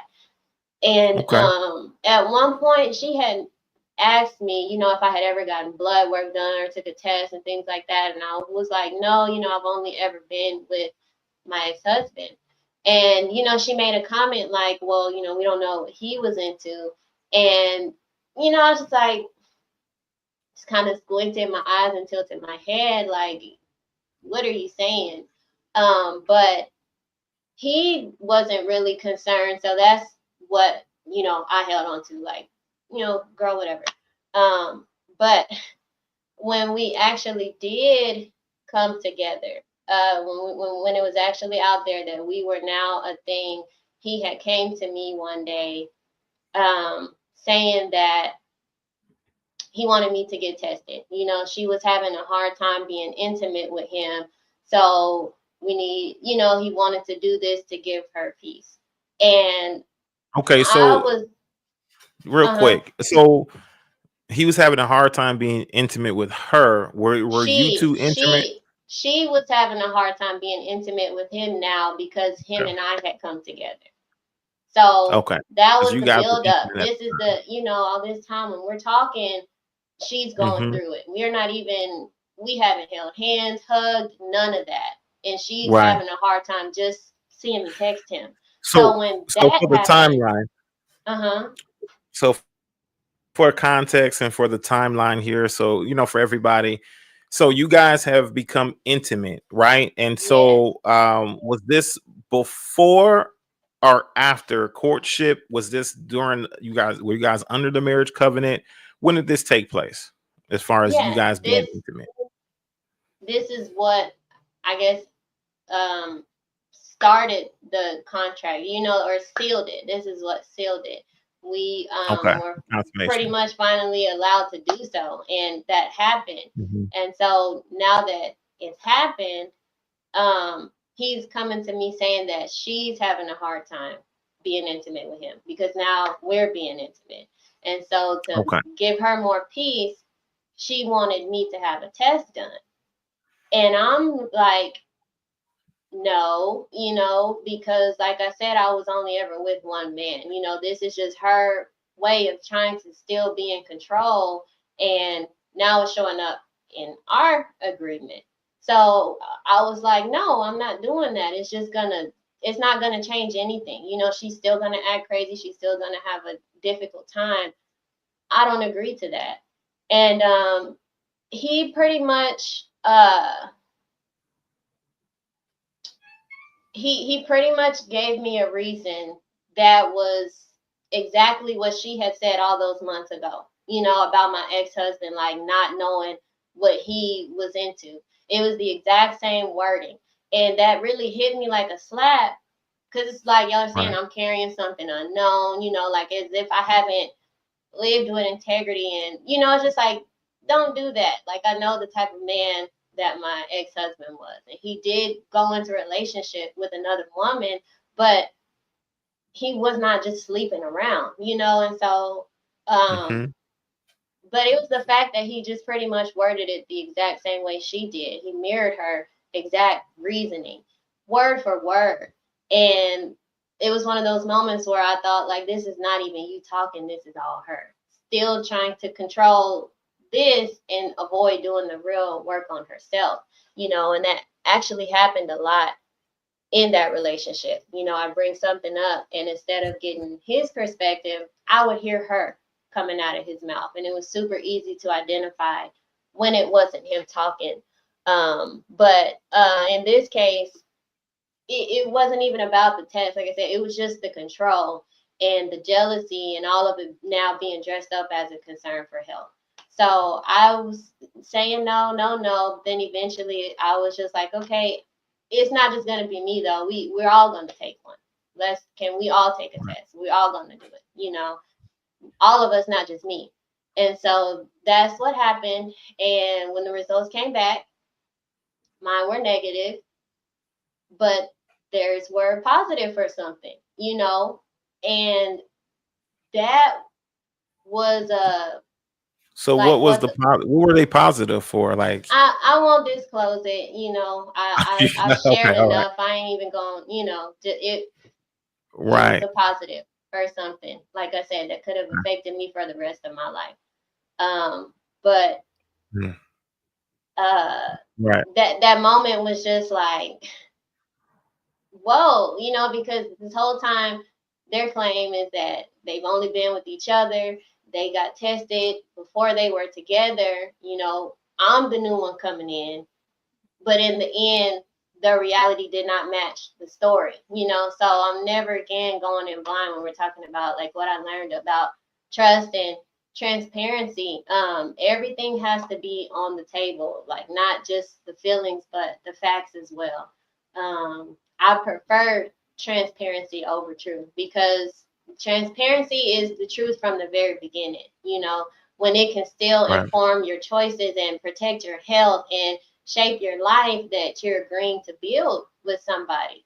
So, I'll never enter into an intimate relationship without transparency at the starting point. From day one, that's the only way that the trust can even exist, because that taught me that the transparency is even more important than truth, because, he was honest. He told me the truth, but it's the timing that's the difference. It wasn't upfront. It was when I asked. So, yeah. So he was kind of harboring the truth, didn't really be up or forthcoming. He just is kind of reframing the truth until I guess it was a necessity to talk about. It wasn't like a thing so he wanted to fully disclose. anything when it came to not only the vasectomy, but who's to know if they really even knew that they may have been carriers or had an STD or anything like Exactly. that. And Exactly. which, of course, you said the wife, the principal wife in the situation, was pushing for a test. And she was pretty controlling, pretty demanding in the space. He was sort of operating in the Ahab spirit, and she was in the full persona of a Jezebel, right? And controlling the situation, circumstances, and even in you guys' union, right? She even wanted to spill over into that as well, right? Yeah, I would Um, say, like, just my mhm. perspective of it is just they had a very different dynamic, as far as labeling her a Jezebel and he a Ahab. They just had extremely different um Okay. personality types, and it was a comfortable, normal dysfunction that they had made work for them, and so that's Right. ultimately the way that I saw it. To Okay. call him But an like, of Ahab course, and her a Jezebel, yeah, but a spade's a spade. If she's controlling a home, if she's ruling a rooster, if she's controlling him, she's the neck that controls the head, then that's what makes her a Jezebel. For him to submit to it is what would make him an Ahab. And you don't gotta call him that. I'm calling him that. And I'm just calling a spade a spade. You understand what I'm saying?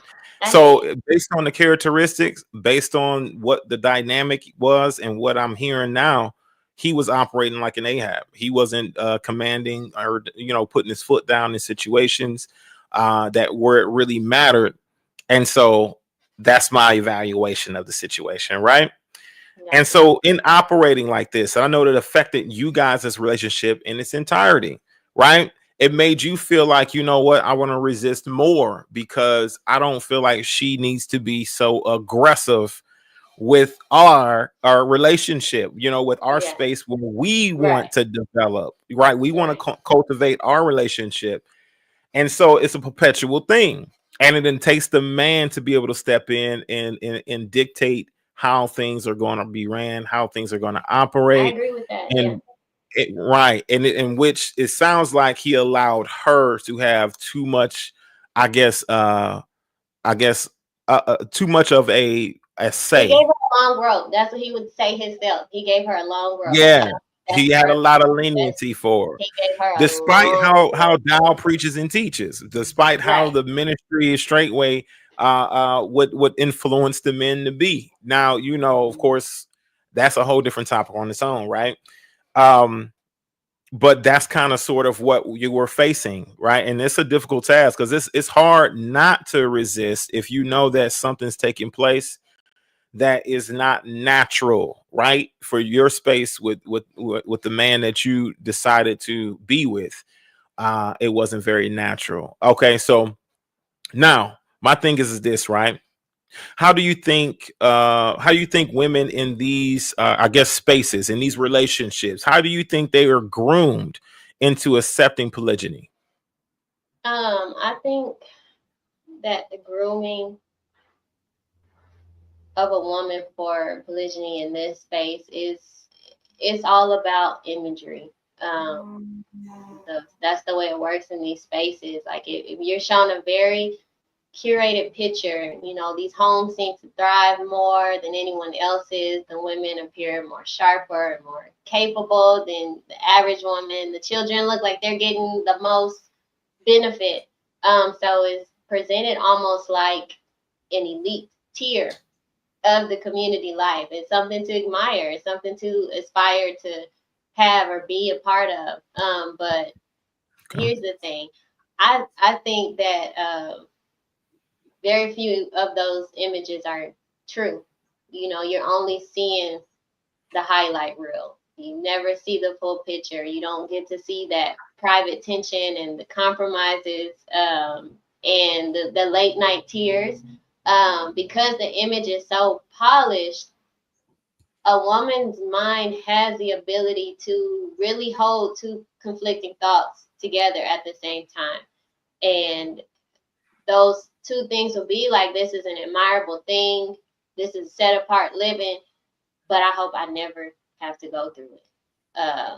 You know, like I said, there were several times when Richard would tell me that he wished that Georgia was still around. Because outside of their home, I think the others were, you know, they just weren't as pretty. And Right. you definitely see that the more that you talk to these other women, you know, when I'm seeing the counsel that they're giving me and the experiences they're sharing, I'm like, you know, this don't sound all like what I'm seeing. And so, you know, these women are hoping that they are never the ones to actually have to live it. They hoping that their man does not decide one day to add to his home. So when someone is being groomed into it, it really looks like inclusion. It's how you're invited into a circle with the best parts, and you given the language, and you know it's an honor. This is set apart living, and if you've been in that culture, in that environment so long, you've already learned to suppress your instinct. That's probably saying something about this isn't right. You know. Right. Right. And so do you think that your experience would be different if maybe the man in the scenario would be more, I guess, dominant in the situation, able to set the structure in the proper way? Because, you know, based on your description, it sounds like that he didn't have any real control over the experience. And so you guys had a very poor experience because the woman was operating based on feelings and emotions and controlling the space, dominating the space, and turning the space into a sour atmosphere. Whereas to where I'm sure he put forth a lot of, maybe he put forth a few ways that he can be able to make it, I guess, content, like a content atmosphere, a content space.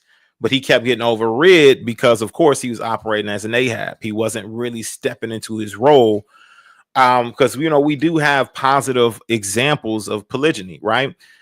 Even well, one of the more positive examples that I could see is Pastor Rufus, for example, right? Absolutely. Whereas to where they understanding the roles, and it is in a perpetual motion, meaning it's very cohesive. Yeah. It sounded like there was no cohesion in the space. Do you think that it would have affected your outlook, you know, as far as what you when you say, I guess, when your outlook on polygyny and, Yeah. and the grooming portion of it? Okay, to answer the first question of if it would have been different if he was like more dominant. I think of course, yes, it would have been different, but I think the better question would be, would it have been healthier for him to be more dominant? And my immediate answer to that is no. Because there were moments where he did try to rise up, you know, he had his instances, but she was so able to play the game, and like because they had been together so long, she knew kind of what to do with him and how to do just enough to get by or buy more time or get him off of her back, essentially, you know. And so when he was more dominant, she had her ways to get him to bring that back down, to not go up there again. Or also at the same time, it would yield the result in the right moment for him to, again, I guess not be looking at her like she's finna get put away. And so if he was more dominant, I think it would have been different, yeah, but I still don't think that would have helped salvage that relationship, because it's like the whole time he was trying to fix her. And that's what I really learned, is that you can, like, she had to do the work, you know, and she never really did it. So he's doing all these things and, you know, thinking that the proper steps are being taken, and she's just playing the game. You know, she's just doing these things to make it seem like she's trying, and it really worked. It really worked. And so as far as it shaping my view on polygyny, no, I had such a strong and solid foundation in what I had thought of it from Gina, that even now I still see the beauty in it, you know, out of something so terrible and, you know, just of a disaster as that was. I still see the beauty in polygyny. You know, my view of it is not tainted at all. If anything, it's more focused on what it should be and how to identify for myself if it's not. a cohesive space. If it's not a good space. Yeah, absolutely. That makes a lot of sense. And I would have to touch and agree with you on that for sure. Do you think, right, that true sisterhood can exist in polygyny as it's practiced, right? Do you think a true sisterhood can exist in the polygynous space? Yes, I believe true sisterhood can absolutely exist in polygyny, but not in the model that I saw at Straightway. No. Uh, the successful families in that ministry stood out precisely because they were different. You know, these men led differently and the wives carried themselves differently. The whole dynamic was not cut from that same mold as Straightway's dominant culture.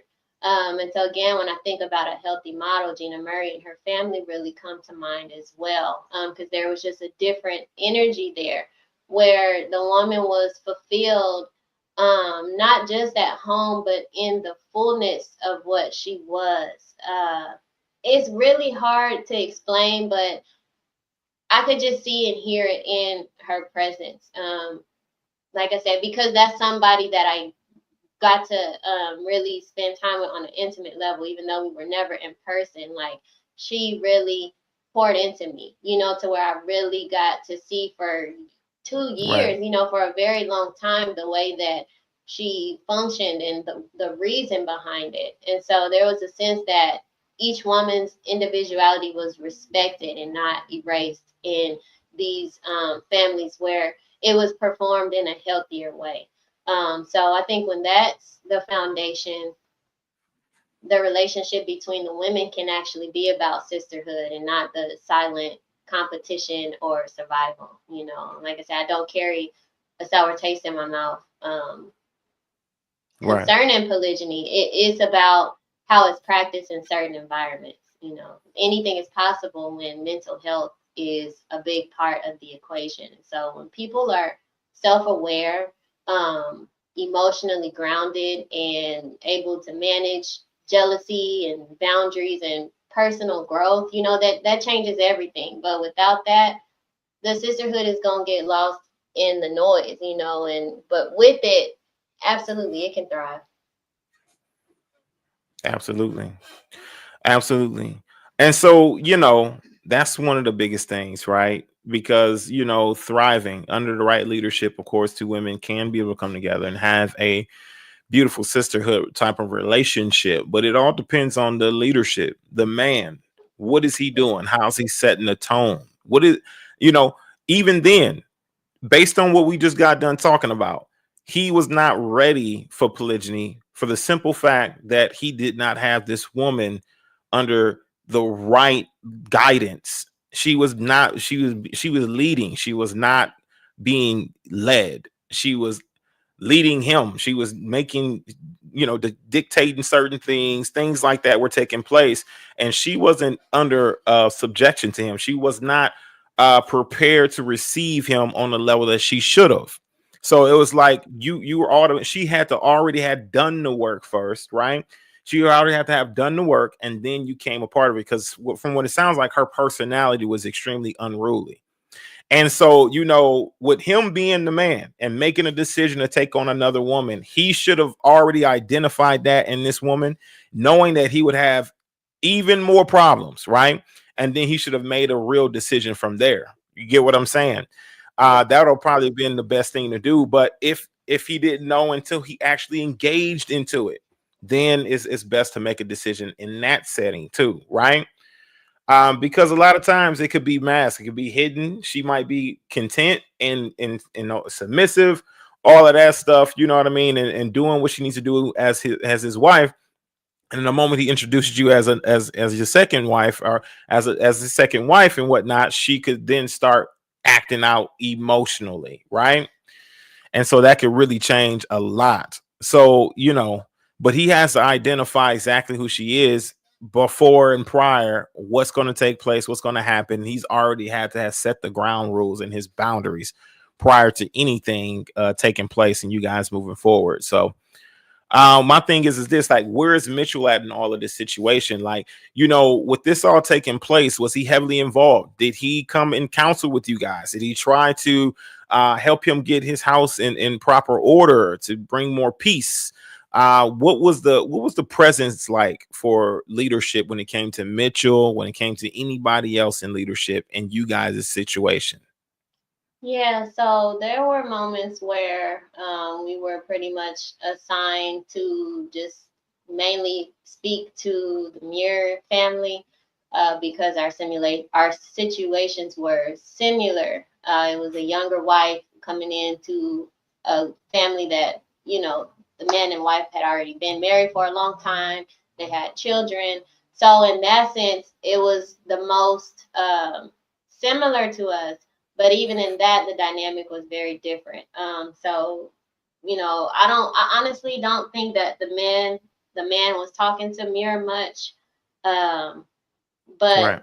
if I remember correctly, the wife was talking to Chris all the time. She was always watching video. It just, again, she really presented herself like, I'm striving, always listening to a broadcast, just constantly taking in this information, but there was no fruit. For me personally, like her interactions with me, everybody on the outside is saying, wow, I see her in her word. She's really praying. She's really changing. And I'm like, no, she's not. Like, not to me. Nothing has changed. She's still, being crazy. And Right. so we talked to them for the majority of it, but even in that, it wasn't a lot. Like, it wasn't a heavy counsel. It pretty much came to be from me initiating a conversation with Chris, where, like I said, I was really on the verge of making a decision, and I'm going back and forth, rationalizing between, am I being ungrateful? Is this the right thing to do? Or, should I call this off because of what's taking place? And I said what I said to her, and her first words were, I'm very concerned. Because she's like, this entire time I'm talking to, this woman, and I'm thinking she's changing and working on herself. But to hear what you have to say, it sounds like nothing has changed at all. She said, I'm very concerned. But then she had to go back into, let's all talk together. Let's get the men. I don't want to say anything without Pastor Muir pretty much being privy to the situation. And so that's what initiated them, like, trying to set up something, talking to us more frequently, because it was a very few amount of times that we all were together. It just couldn't happen because of how she acted and the way that it just controlled Right. everything. So for this man that has been dealing with this for all this time, I know he's tired at this point. It just keep the peace. So y'all just stay separate, and that's pretty much what it was. And it was very rare that we all ever came together. And on the other ways of, I guess, counsel, like outside of that, Mitchell and Erica would counsel them, together. I would talk to Mitchell by myself. I would talk to Erica by myself. But again, we were never all together. That really rarely happen in terms of doing it in front of someone else, so that they could see what I was seeing when we're all in the same place, because they both have their accounts of what's happening, but from their mind, this is what they're used to. So you don't even see how I do on the outside that this is like, y'all are not good. And so for a long time, a lot of my counsel was just like, I don't know if I should do this, and I just really need somebody to help me identify, like, what do I need to look for? What is the right answer? Do I stay in this because this is somebody that's willing? Like, I have 3 children. Not many men are gonna want to commit to that, and I'm very aware of that. So I'm thinking, is this the man that the Most High has created me for, and I'm really trying to understand that with the reality of this is not working.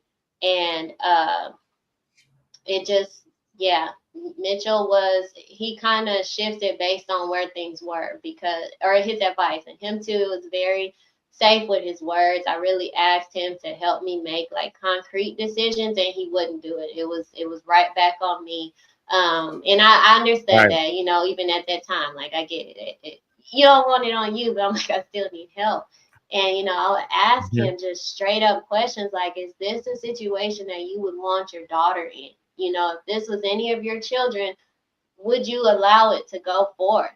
Just like, please be real with me and help me, because I genuinely don't know. And when I called it off, then he admitted, yeah, I didn't think it was a good fit. But then we got back And- on, we did it, we basically reconciled to continue courting, to right. we called it back on or whatever.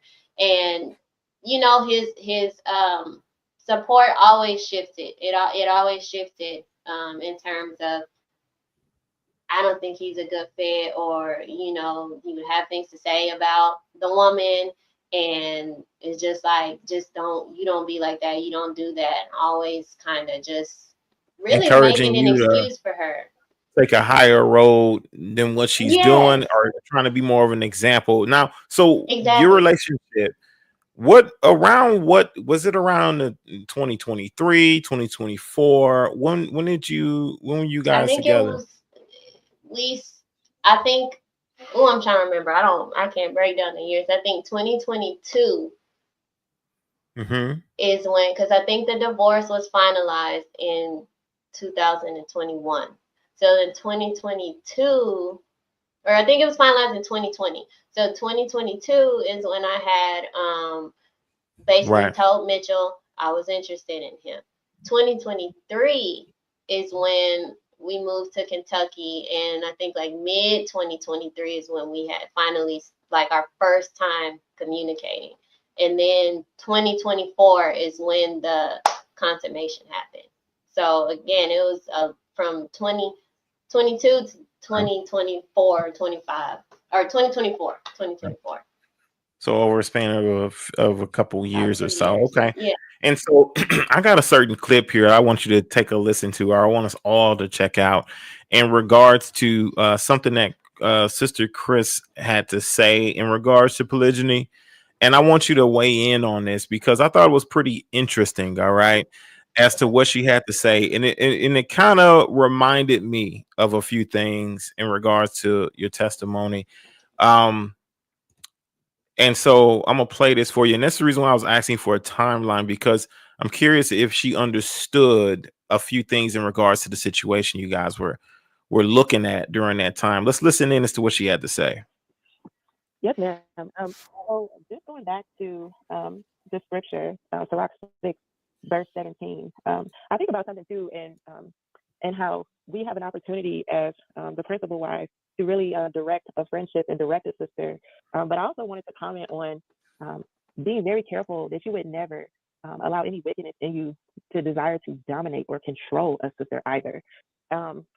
Because I don't know, it's just a wickedness in a woman who would want to control a sister being vulnerable coming into a home and really desiring that covering and really desiring to assimilate to a family. And I can see where a wicked woman would really almost try to control or dominate that sister to manipulate a situation. So I began to think about spirits that we as principal wives, or just sisters in general, in polygynous homes might consider getting deliverance from, if you like to go in that direction. Yes, please go ahead. Speak freely. Yes, ma'am. So we talked about just having a controlling spirit. We talked about a masculine spirit. Another thing that I've noticed in conversations that I've had regarding polygyny, and also just in being in a polygynous home myself, there can also be an obstinate spirit that would want to manifest into the wives who are in polygynous homes. And if you're familiar with that type of a spirit, it's like a bullheaded spirit, which would want you to desire your own will, and would cause you to want to go in a particular way. Or you might hear, I don't want to, but I don't want to, and I will not. And so every day for myself, I bind up an obstinate spirit that will want to do its own will and make its own way, because that is not the way that we should be operating as daughters of Zion. I always say, not my will, but thy will be done. because my desire is the desire of the Most High for His branch to be beautiful. And so those are the things that I strive after. Another spirit that I've come across is an apathetic spirit. And there's actually a whole sister broadcast about that as well. And it's like a spirit that would cause you to think that you just don't care. You know what? I just don't care. It's not going to bother me because I don't care. And that's no way to approach this type of life either, because my husband would also drill into me and remind me to embrace it. You have to embrace it. You know, you don't want to just jump from from a high balcony or something. Like you just need to really embrace the situation and embrace the lifestyle, embrace the culture, embrace this new normal, instead of being apathetic and nonchalant and not non-caring about the things that are going on. And all right, now, so she speaks about of course, oh, sorry about that. She speaks about, an apathetic spirit. She speaks about a person controlling the home. Like, as far as a woman controlling a home, she speaks about these particular things. Did you, of course, based on everything you described, it sounds like a lot of what you guys were enduring, what you were going through, what you were kind of identifying as a real core issue in the relationship itself, right? And so that dynamic, did you ever take on like an apathetic spirit to where you're just like, you know what, I don't care. You know what I mean? And you just was like going along with things in order for it to work out the way that you thought it should. Yeah, I think there were moments of disassociating. That's why I call it, to try to survive that and make sense of it. It felt very necessary to just, detach. So absolutely, yeah. That clip is loaded with a lot of spiritual bypass. It's very interesting to hear. Very interesting. Right. Yeah, absolutely. And I noticed like that could be a very traumatizing experience, and it's not like you're discouraged based on that in regards to polygyny. It's just that that the what to look out for, what to avoid in regards to the space. The benefits are what the benefits are, regardless, right? And there's still great benefits in it, but when you have maybe a woman who's unruly, who's starving herself a bit, right? Who's losing her appetite, who's going through this emotional turmoil just based on a decision that she has to receive, that she has to accept, and that she has to understand that her husband has made for their home. I know that a lot of that could really rub off and produce a lot of, I guess, negative residue. You know what I mean? But that's with any relationship. Any relationship, you can really have a negative. You have your negatives and your positives. And in polygyny, of course, this would be more of a negative if somebody's not prepared themselves spiritually, Yeah. So absolutely. So in this space, right? Let's get back on track here, right? Let's get back on Wait, because track. I do want to, I want to share some Okay. things from that clip, honestly, because Sure. What you got? Speak freely.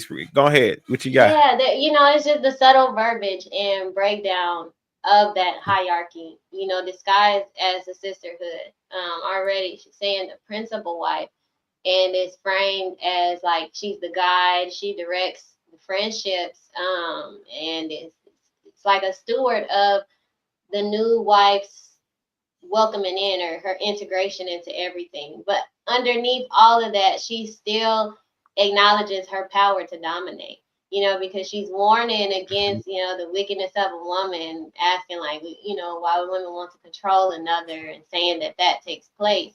But at the same time, she affirmed it. She affirmed that same control, saying how it's embedded in the role itself. So, and then just like so many other examples, when we looked at Kyrisha's clip, it's still this spiritualizing of normal, natural human things. So in this instance, she's spiritualizing compliance, and this is the very dismantling of the natural, like God-given tools instilled in a woman to detect safety, resistance, independence, even having mixed feelings. All of these are now rebranded as demonic spirits. You know, the controlling spirit, what did she say? The masculine spirits, obstinate spirit, and apathetic spirit. You know, it's like in that logic, a wife's discomfort or disagreement is not just a human response to an unnatural arrangement taking place, but instead this is evidence of, you know, something spiritual detected that needs to be eradicated, you know. So Right. and then the way you do that is through the constant self-surveillance. She's saying, I'm binding this up every day, you know, daily replacing I don't want to with not my will, but thy will be done. So eventually, hopefully, there should be some embracing to that new normal without questioning, you know, and this is the quiet violence of assimilation. And I want to say violence because it's communicating to you that in order for you to belong, it requires you to just slowly erode of yourself and your own identity. So that really makes me ask the deeper question of like, what qualifies her to diagnose and deliver women from these so-called spirits? You know, what training, what certifications has she had or hold to tend to the psychological and emotional wounds of a woman who's already depleted, already carrying the weight of everything that's going on. So like without that grounding and that understanding, the risk is very high for spiritual language to become the tool that actually furthers the harm. And that's exactly what's taking place. And this is a very dangerous, and I will say potentially fatal thing. It's very dangerous to silence the natural grief and anger and longing that any human is feeling. You know, everything that created the problem is ignored. And it's like the only thing that needs to be done, the only variable to fix is the woman herself. You need to fix yourself instead of examining to see if this environment is harmful. And that is so flawed. That's the issue because the focus is always on fixing the feelings of the woman and never asking, why is she feeling this way in the first place? And that's the only way you'll ever actually get to the root of the problem. And it's astonishing, really. It's crazy to me that that's the most simple and obvious solution, and it's sitting right there in plain sight. But the entire conversation is being dragged into a completely different direction.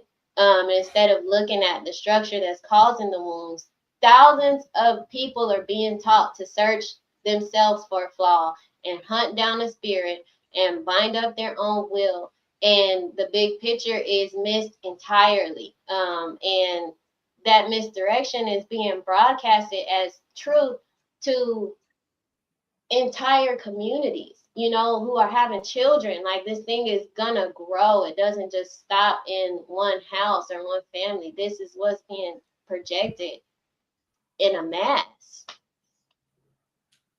Right. Absolutely. And that is a nice synopsis of as far as what the video has presented or that clip, right? The breakdown. And so question is, what is unnatural arrangements? What is unnatural arrangements? And I believe that that's a question directed to you. What is unnatural arrangements? Um, I would say an unnatural arrangement is a relationship setup that goes against people's basic biological needs. but they're maintained through social pressure and cultural conditioning and things like fear. That's what I would say is an unnatural arrangement. Okay. It's like you can't make a natural choice, a major choice in life without permission, or having to really suppress natural emotions. Like expecting a woman to just share her husband without choice, you know, without really talking about it. It's just, this is the way, this is what we're going to do, and you need to accept it, and not really allowing her to feel and process in a way that's safe for her to experience all these emotions, but then also get the help to really understand why they're there. Not you need to replace this with this instead, but actually telling her that it's okay to feel this way. Like there is just the pressure of I can't take it, but don't do this, don't do that, don't do, you know, it's not clear how to really deal with it for that woman that's having such a difficult time. Because in this society, it is not normal. It's not something that we've grown up immersed in and seen. So the way we're wired, it does feel unnatural. Our minds are completely geared in a different way when accepting that. So that's what makes it unnatural. I'm not saying it's right or wrong, but to some it feels unnatural. And that's just a fact, you know, clearly in the way that they respond to it when it shows up at their door. Right. So do you think that she may have had the inability to say no based on that definition? Like, does she have a choice to walk away from the situation, or was she like stripped away from her choices? Everybody has choices. The way they paint it is very true. You know, the gate is not locked. It swings both ways. And he even told her, you know, you can go. So that choice is always there. It's just, are you really going to make it? Do I really want to now be by myself and having to go out and get a job, or possibly being separated from my children that I have reared and raised, and I can't imagine my life without? You know, that's the real question to ask, like, who wants to really do that? But of course, you always have the choice, and you're going to choose the one that's easier. It is miserable to stay, but it's better than having to go to work, or not seeing my children, or, you know, losing this status of we didn't make it, you know. Right, absolutely. So that's one of the biggest things.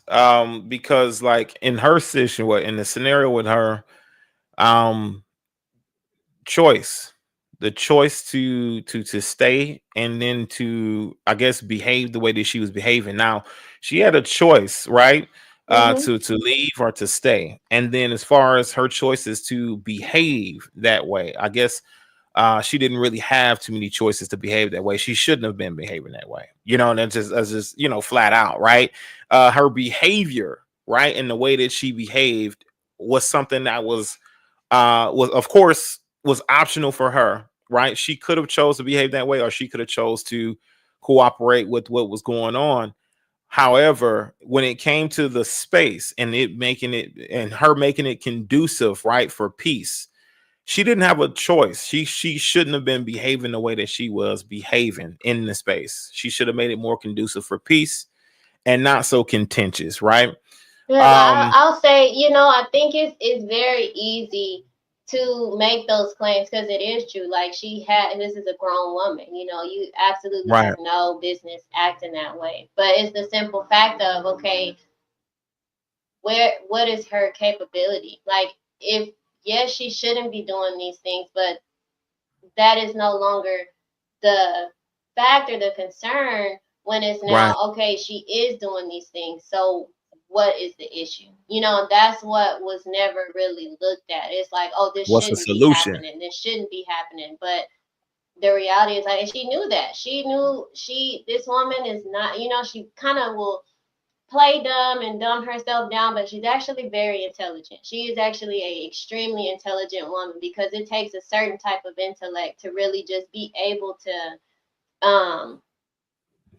do things so Mhm. calculated to affect Right. multiple people. You know, that is a very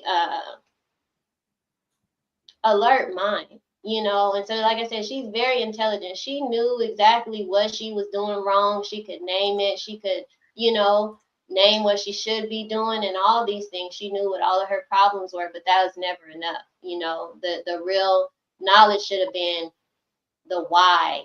So then we could now work on how to improve it, you know. Mm, Yeah, absolutely. but Absolutely. yeah, So that was yeah. poorly addressed. The leadership didn't really address that with her, as well as the husband in the home failed to address that with her. But they addressed it, but she just didn't correct it. The corrective behavior wasn't there, and which the scripture chooses or teaches us what we ought to do with that, right?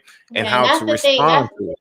That's the thing. That's what I say. Like Right. it what I learned is it wasn't up to them to correct her, because to a Right. degree you could say that that was happening. You know, every message, you know, Dowell is getting up there preaching and speaking, condemning certain behaviors, and so it's like you have the tools. I think the failure was in her not being able to identify what she needed and then how to use it. Okay. You know, I don't think it was like I wouldn't say that it was his fault that she was acting the way she was, because again, she's on her own person. You know, it doesn't So, matter what anybody else says or does. It was her way of dealing with it, and just the lack of resources that she was given to really um accept some things about herself and heal some things from her inner child and all of her insecurities, because again, it had nothing to do with me. It had nothing to do with us. It was stuff that was already in her that she just did not uh, learn how to manage. right. Yeah. I mean, I gotta disagree with that, Okay, because that's of cool. course, Ephesians 5:23, for the husband is the head of the wife. As the head, right? As the head, it is everything is your responsibility. Everything is on you, and you have to take, I guess, accountability. Like the captain goes down with the ship. If one of the crewmates is not mopping the floor appropriately, or just refuses to man the deck, if refuses to drop the the curtains, or drop the wind catchers, you know what I mean, the what do you call them, if they refuse to do it, if they refuse to handle their responsibilities, then it's up to you as the captain to decide and make the choices on which direction the ship needs to go in, and what crew member needs to be hauled off and put down in the cellar. It's either one or the other, because you got to maintain the ship. You got to maintain the cohesion, the peace, whatever it may be, so you can accomplish the mission or the goal. I can't solely place the onus on her, and I would definitely tell you not to, because he is the key here. He is the key aspect. When he made a decision to do polygyny, when he made a decision to take on another woman, he should have also understood the amount of work he would have to put into the current woman that he had, and what level that she was on, and whether she was going to continue to be a good fit for him and his lifestyle or not, right? And so he had to make that choice and decision, regardless on what she decided to do, regardless on what show she decided to put on. Um, the blame is solely on him, right? It's solely on him. And then if he were to have made the right decision to adjust it, then guess what? She was the reason why he had to put her away. She was the reason why, because she was making the home chaotic, right? And which we know the word says that it's better to dwell on the rooftop than in the house with a contentious woman. Now, there's opportunities for mercy, for grace, to try to work with her, to get her in the right state of mind, to get her in the right emotional state. But then there's times, just like the Most High, where we run out of grace, where we run out of that mercy. You know what I'm saying? And then judgment just comes in, like, anyway, right? And it's inevitable. Now we're slated for judgment, just as David was when he slew the Hittite and he took on Bathsheba, right? Even though he repented, even though that he asked for forgiveness, he still was judged. The sword was still on his house. He still had a judgment out on him. And so that's one of the biggest things, that he has to take ownership of as well. He did not perform appropriately in the space that he was in. He didn't manage you or her appropriately. He did the absolute opposite. You understand what I'm saying? And he actually failed in that space, in which he should have repented for it, right? Because he wasn't equipped just yet to be able to handle it. You know what I mean? Yeah, I'll say, Mhm. like I really do understand the idea that the man is the head. I agree. Right. And he is responsible for getting the house in order. But it's just to me, it's a very surface level thinking, because when we place the entire responsibility for the health of the home on just one person, especially in a very like power over, top down Right. hierarchy, we can really miss how a healthy home actually works. Because real Mhm. leadership is not about control. It's about creating an environment where every voice matters and every member feels responsible for keeping the culture of that home. So when a man is told that it's all on him, it can become an excuse for him to dictate instead of collaborate, and for everyone else to just kind of silence to the own wisdom that was given to them. Because sometimes the most powerful thing that a leader can do is share the responsibility, just in terms of just everybody taking accountability and not just putting it all on one person. Saying like, when judgment comes and the time runs out for grace, I understand that too, and that was my position for a long time. In that, just like how this long rope that you're giving her, when does it run out? When is the clear decision or indicator for you that this is enough, because it's been going on for so long and it's continuing to go on. But I think now about how that's often used, and it can scare people into compliance, rather than really inspire a true change, because that's what I saw happen. I always told myself this would only ever work like when she wants to do it. She could do everything that he was telling her. You need to call her in the morning. Y'all need to text it. She would follow these things, but it didn't heal the relationship. So to me, I think grace in its purest form is really meant to create a space for reflection, and healing and growth, not to keep people in a holding cell until the hammer drops. And so, like, if we use grace as a countdown clock, then we're not really offering grace at all. It's just like you dangling fear over someone's head. If you don't fall in line, you're going to get left. And that fear can control behavior for a while, but it will never transform a heart. Right. Absolutely. And so I got Ephesians 5:25. Of course, is in the same said, husbands, love your wives, even as Christ has also loved the church and gave himself for it. Listen, loving your wife. How do you love yourself? How does Yeshua love the church? If you think about the disciples, what did he do with them? How did he treat them even unto death? He offered up even forgiveness to them, right? He loved them dearly. You understand what I'm saying? So it's a great amount of love. We are the body of the Messiah. We are the church. How much love that he has for us. So just like you're saying, considering the position of the wives.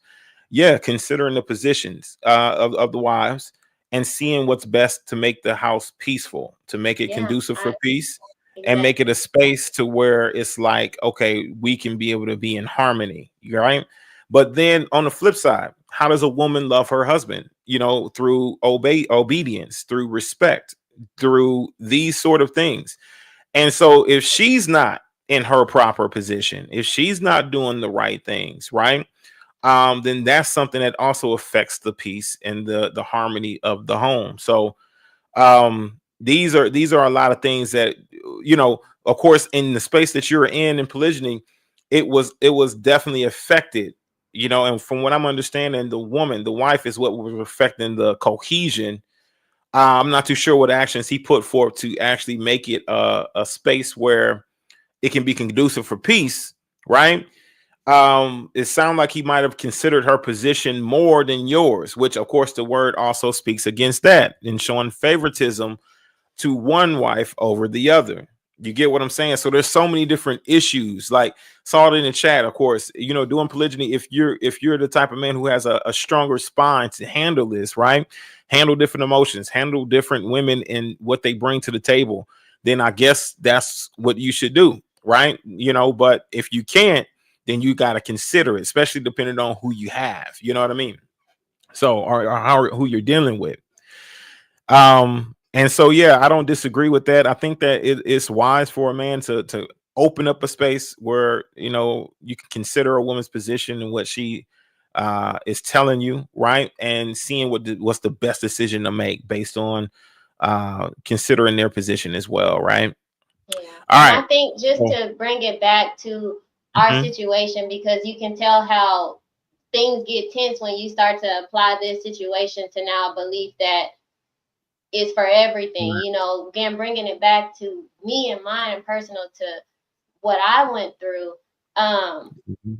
I always would bring it back to just the fact that there was never a clear um, conversation or person that we could go to get the answers, because at the end of the day Right. everything was just a lack of understanding on everybody's part. You know, this man where he failed, this woman where she failed, and in the areas where I failed as well. We just never had the clear, this is what is going on, y'all, and this is what needs to be done. No one, or not even just telling us what to do, but the guidance and the understanding of how to work through it. It was so just kind of figure it out, you know, and so then it becomes very easy to play the blame game because we go into patterns and habits of doing things the way we've always done. And that's seeing whose fault it is. And it's like, you know, that's not even going to be productive for us to be in a healthy space. Let's just all, if we can understand where everybody's at and then agree at that point to then do the work and then show compassion and then understand them, because now I know you don't hate me, you're not mad at me, you just have a hard time accepting the fact that he loves another woman, or he's not just Mhm. a weak man and doesn't know what to do, but never had an example of a father leading in his home to show him something different, you know. So at that point, then there can be grace, because I never went into that expecting him to be perfect or expecting her to be perfect, because I wasn't perfect. It was just like the fact of, yes, we're not perfect, but what are we all doing to make this better? Because it can't be the same things over and over. You know, where does a new thing come in? Where does the restoration really come in? Where does even the introduction to that come in? Because that, it just was never there. It was never there. We were very much it's just like a little puppy left to itself, you know. And people Mm. come by walking and they'll give it some water, you know, give it a little bath, but it was just never like someone or an environment to just really help it thrive. Right. And I Like think it's at the end of structured the day, appropriate. that's you know, that's what I want the conversation to be about, or the whole point of it all. You know, it's just that Okay. these relationships are taking place and these things are happening, but the qualifications are not there for the people that you're submitting yourself to supposedly help you do this the right way or practice it the way that it's supposed to be. If there's all this understanding of it, how do you then come and apply it to us so that we can do Right. that? Not, Like they're you talking know, about it. Like they're talking about it. Like Dow, he does the sermons. They're talking about it, but there's mm-hmm, no real practical application that you can really hang on to and absorb and apply to y'all's relationship or to actual life. There's just talking. yeah, There's just rhetoric is all it exactly. really is. It's a That bunch was of my okay, but it's experience. empty. Yeah, Right, but it's that's empty what at it the end was of for the me. right. But at the end of the day, you just kind of y'all had to figure it out. You just had to figure it out because there's no real practical application based on what you had in leadership, based on the way that things were being handled. So Yeah. and of course, you know, when Proverbs 31 speaks about a virtuous woman, you know, of course her price is far above rubies. And it sounded like, you know, the situation that took place, I want you to kind of take us back, right? And let us know, like, because the space came to an end. You said that at some point y'all split for a second, and then y'all reestablished the relationship again and continued to be together. What was going on during this time up to the point to where you like, look, I'm completely done? Like, what was taking place? What were you experiencing? You said that there was some separation going on there in regards to you guys, because you guys weren't really getting along well. Can you tell us a little bit about what happened leading up to the end, up to your departure or leaving the relationship? Like altogether the first time, or just a walkthrough of both instances, or just like the final moment where I think the final moment, like the final moment where you guys, you noticed, I guess the separation, it became apparent, all these different things, right? What was going on during that time up until you guys just decided, you know what, this ain't gonna work? so what it was the entire time again was just kind of this juggling act of everybody trying to accept this change, and everybody's response to that naturally based on where we all were concerning this decision.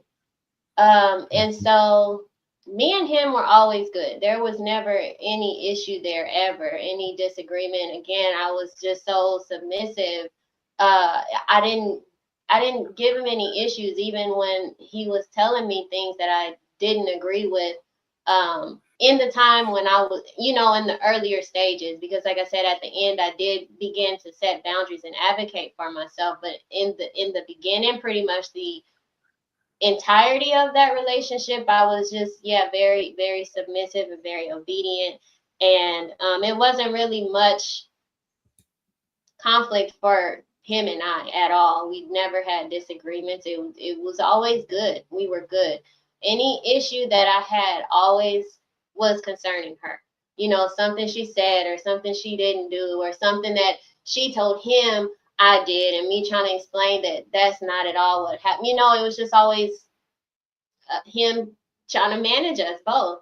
And so that's what went on the entire time. And we would have these moments where it would seem like, okay, we can get things on the right foot, or like, wow, she's growing, you know, we do like a movie night, or she would come into my room on Shabbats and like I would show her how to do my girl's hair. You know, like there were little sprinkles of her trying and me being like, okay, wow, this can work. But then it would the next morning or a few hours later, because she sees us going on a walk, or she sees him looking down on his phone and thinks it's me, the switch came, you know. And so this is what happened constantly. And just the toll that it was taking on me, it became just very annoying, very vexing, because this whole time I'm like I said, I don't want to hate this woman. I'm trying to remain pure in my heart towards her. I'm trying to be a good example to my girls, because it's weighing on me, and I'm having these responses to it where there's days where I'm irritable, there's days where I'm annoyed, and you know, they're seeing all this. And it just got to a point where it's like, y'all, nothing is changing. You know, this is not working. So I can't do it, you know, because you won't make the decision between me and her. I'm just going to back away, because y'all need to just have each other. I pretty much told him, like, I felt that he just needed to focus on her. He just needed to focus on his boys, you know, and the way that they were responding to it. And I just felt like it was my fault. Like, this family is just in chaos and so unstable and just is hard to watch. So I'm like, if you won't do it, I will. You know, I will just, I hate to, but I will back away, you know. And that was what it was the first time. But the decision of when it was finally over, it wasn't mine. You know, that was when he finally made the choice that I think he had been needing to make, but wanted someone else to do for him. And it's like I had already did it once. But this time he had said it that, you know, he just needed to focus on his family. He needed to focus on his boys. And that night was the same night I pretty much got on the phone with my family to get us out of there. I wasn't trying to rationalize anymore or justify and, you know, be scared and delusional. Like, none of that was present. When he made that statement, then, you know, it was clear for me at that point that, okay, this is it. Because that's when I knew that we were done and when I was ready to leave the community. Because why would I stay and watch them, you know, just continue like nothing happened, be a happy family, and me and my girls are around, and, you know, I didn't want to go to another community and be under another leader because it didn't work in Kentucky, and that was the goal for me. That's where I wanted to be. So if it didn't work there, you know, I didn't need to hear or see or do nothing else. You know, that's pretty much when I knew it was time.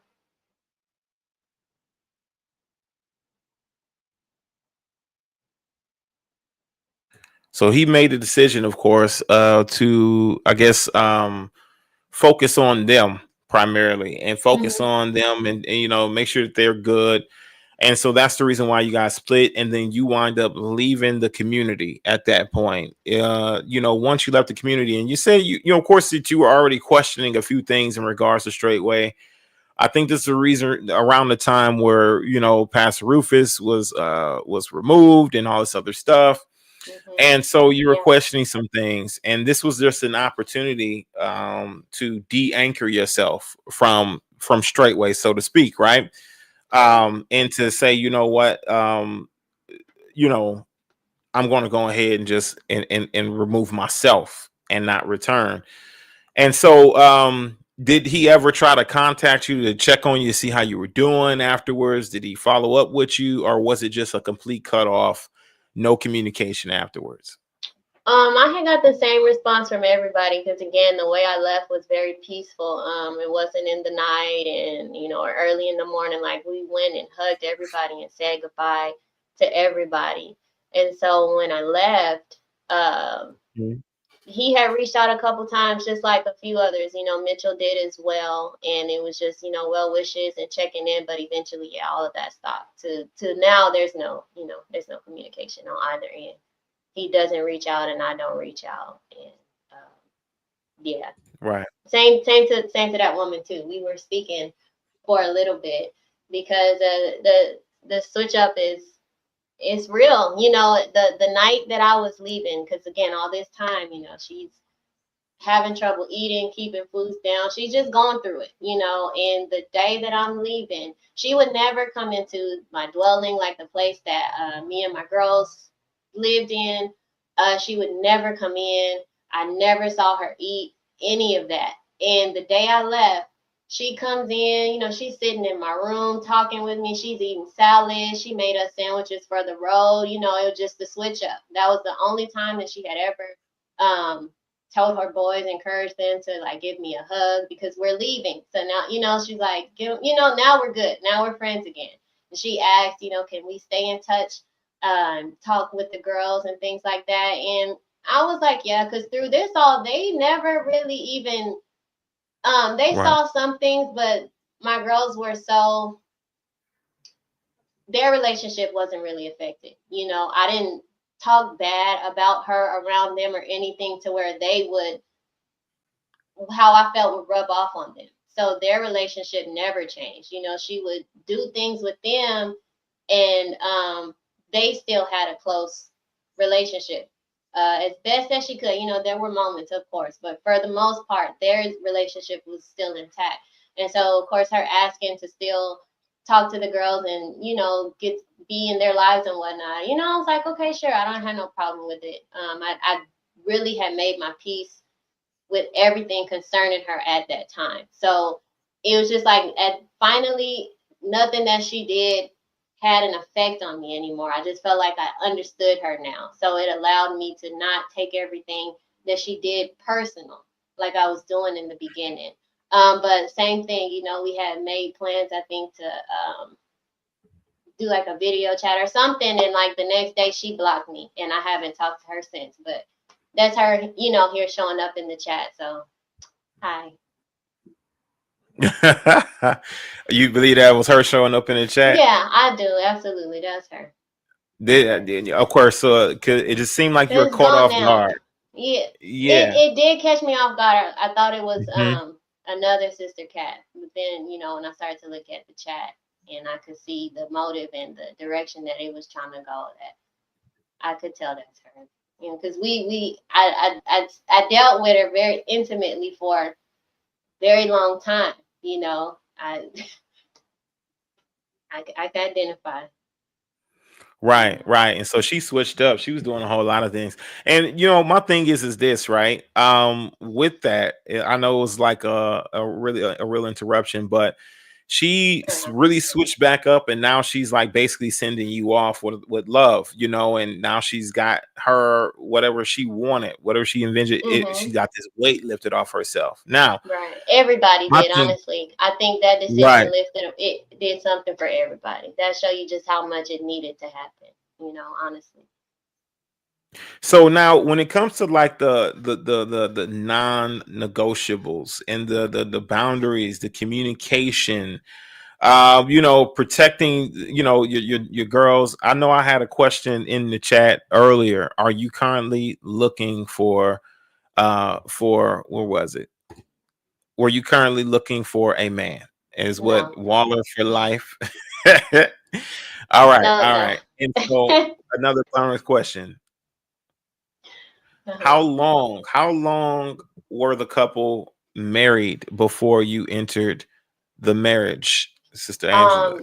They were And like Jennifer? college sweethearts. They had been 20 plus years. They're like over 40. They were a little bit older, like I said. They had some years. They had some years. I think it was 25, 20 somewhere, 20 plus, something like that. But I'll just say a very long time. Mhm. They pretty much grew up together. Right. Now, Mhm. brother Vic, he rose a red flag. What was the red flag, bro, Vic? Can you put it in a description? He rose a red flag. I'm curious as to what the red flag's about. Put that in, put a little bit more context to the red flag in there.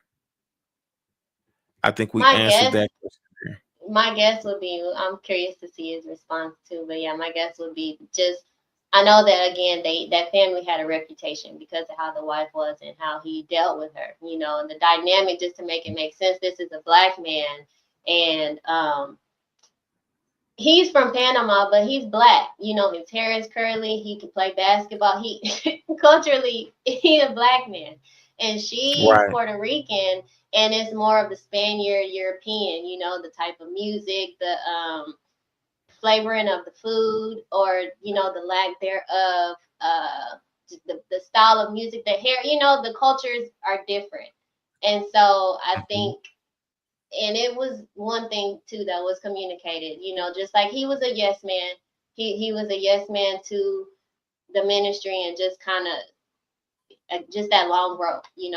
That's how men view him. He gave her that long rope, and people saw that, because again, it's not that dominant culture of, man, just get her in line already, or put her away already. He was just very patient with her. He knew her and had his reasons for enduring and allowing her to just kind of run amok.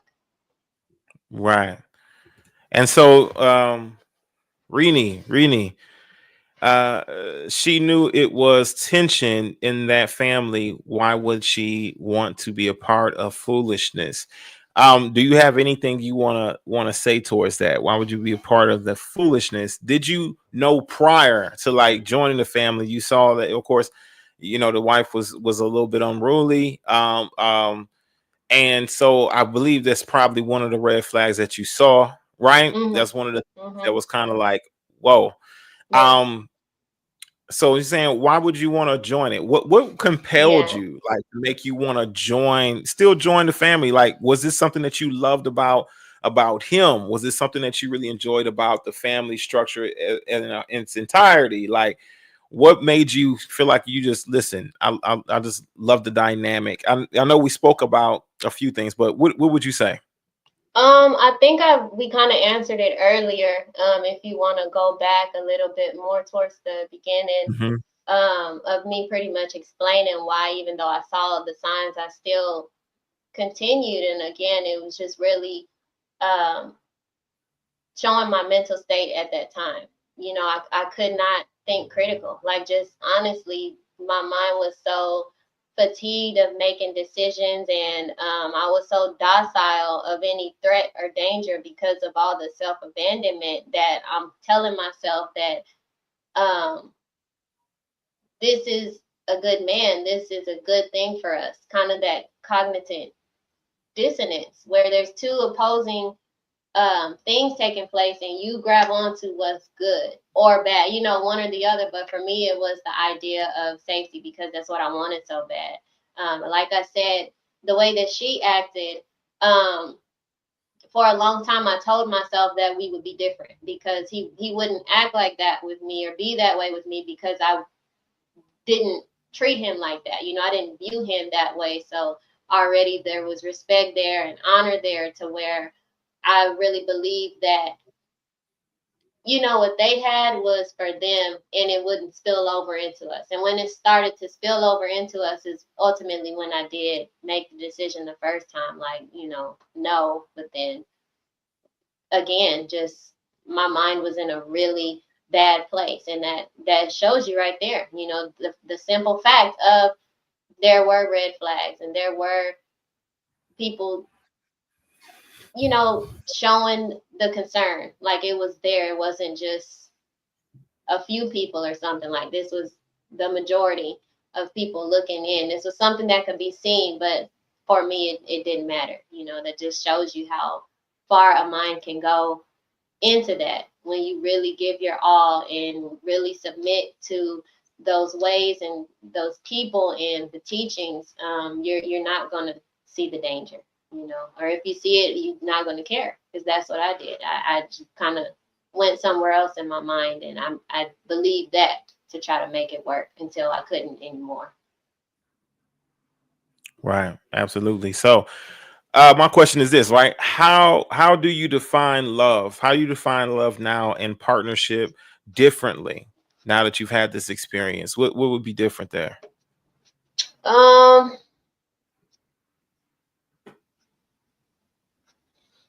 I would say that love is a story we tell ourselves about connection. I think that love is skill.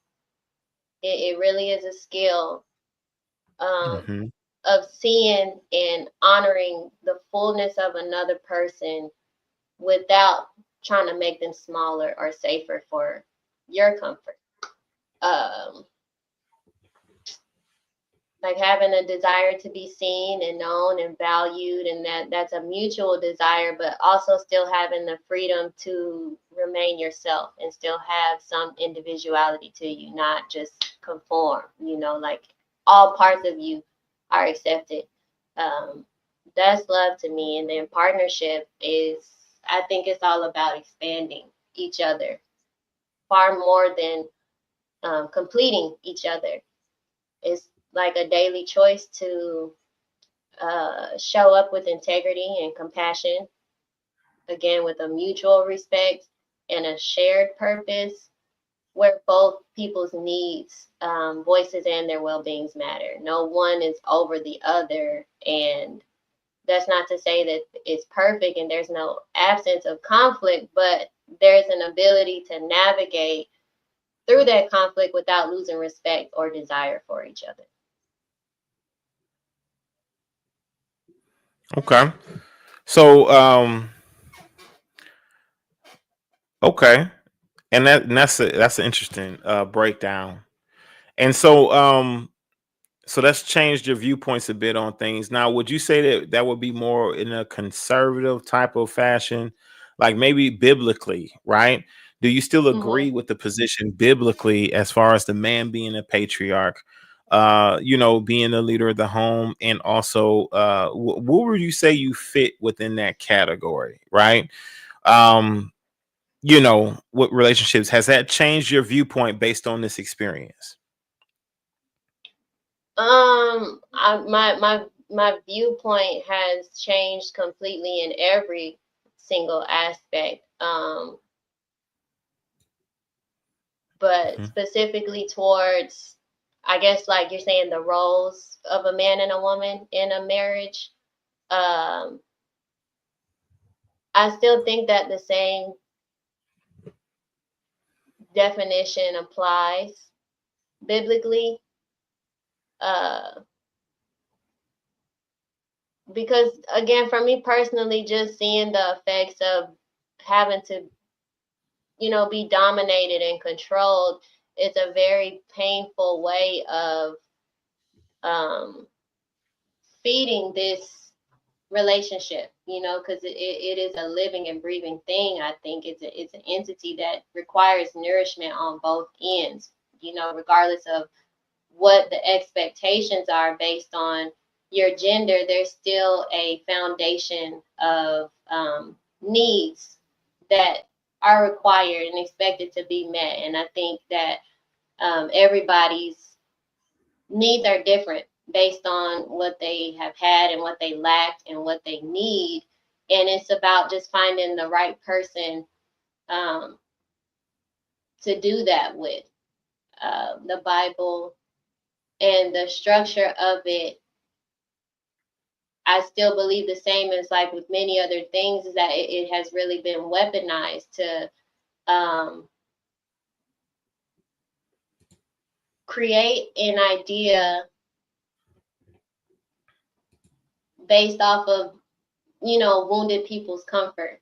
And that's not saying that that's what the word of the Most High does in particular. I'm saying that the way that it has been used and applied for generations has really affected the way that a lot of people approach an opportunity to be in a relationship. And so it's not really for me to say that what I think is what is right for everybody. That's something that I won't do. I believe what's right for me based off of the experiences that I've had and what has been needed to heal and restore from those things, and have a healthy perspective of it where nobody is diminished, and the only one that is exalted is the Most High. But there's still a balance in that, because there are things that are never changing. Like I said, as far as a woman is to be honorable to her husband, I don't agree with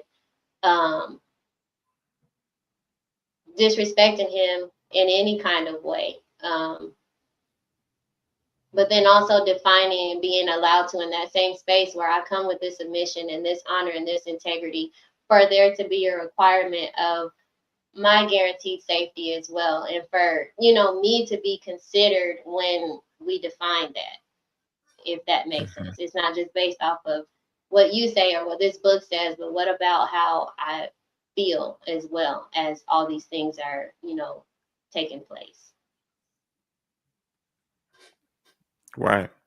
Absolutely. Now I remember one thing, right? And so with this, right, I remember, of course, you stating that with your ex-husband, there was like a level of comparison, right? Where you might have compared him to some of the men in the ministry, like Dowell and things like that, to see what type of performance he was on, and things of that nature. And in that relationship that you had with him in that space, was it more like how you're describing now, right? Was it more like that, to where it was more like, I guess, maybe he wasn't quite, I guess, in the position that maybe he should have been in, right? Or maybe like, so it was kind of like that, right? To where it's like maybe he was not the one who was the decision maker 100% of the time. Oh, I see what you're saying. Was it? No, I didn't kick. I was not one to be labeled as rebellious. Okay. I was very Right. subordinate. My entire experience at Straightway, from the time that we watched the first video and, really got the understanding, I did not kick. I was just happy to finally know who I am. And so I got as much understanding as I possibly could have of what I was supposed to do. And every single day I did my best at that, especially with my husband. And so that's why, like I said, even in his shortcomings and everything that he did, I never wanted to be out of order. So I didn't try to overrule him. You know, my position was always he's the head, this is the man. You know, I never tried to go over that. There was too much fear for me in that department. So I never our experience was not like that at all.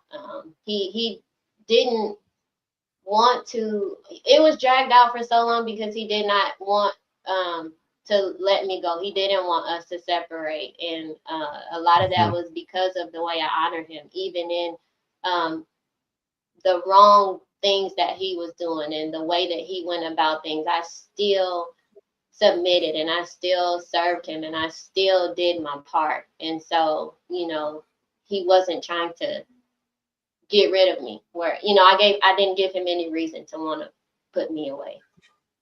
He didn't want to do that, Right. because of, you know, the dynamic. I was very submissive. I was very much Right. so a target to be. All right. So I got a tough one for you. Uh-oh. I got a tough one for you. Let's see. I gotta ask you this, and we gotta unpack this, you know, if you care to. You understand what I'm saying? Because Okay. I know for sure that this would be a potential backlash issue. So addressing this problem head on is the best decision to make. Comment was, then make it clear if the wife knew or not. Did she know that you guys were intimate, or that you guys were together? And did she know the whole time? Was there any points as to where she didn't know? Was it secretive at any point? Unpack that for us. There were things that he did that she would disclose to me, that bothered her on his end, as far as, like, I think she would notice if we were because all our communication was texting. You know, my girls couldn't know. They didn't know until it happened, because the thinking was that if anything were, you know, if this didn't work, they wouldn't be in this whole process of getting to know him too. So they couldn't know. So everything had to be secretive, in terms of, you know, we had to talk at night. We had to text. I couldn't call him because there could be no way for my daughters to see and catch on, you know.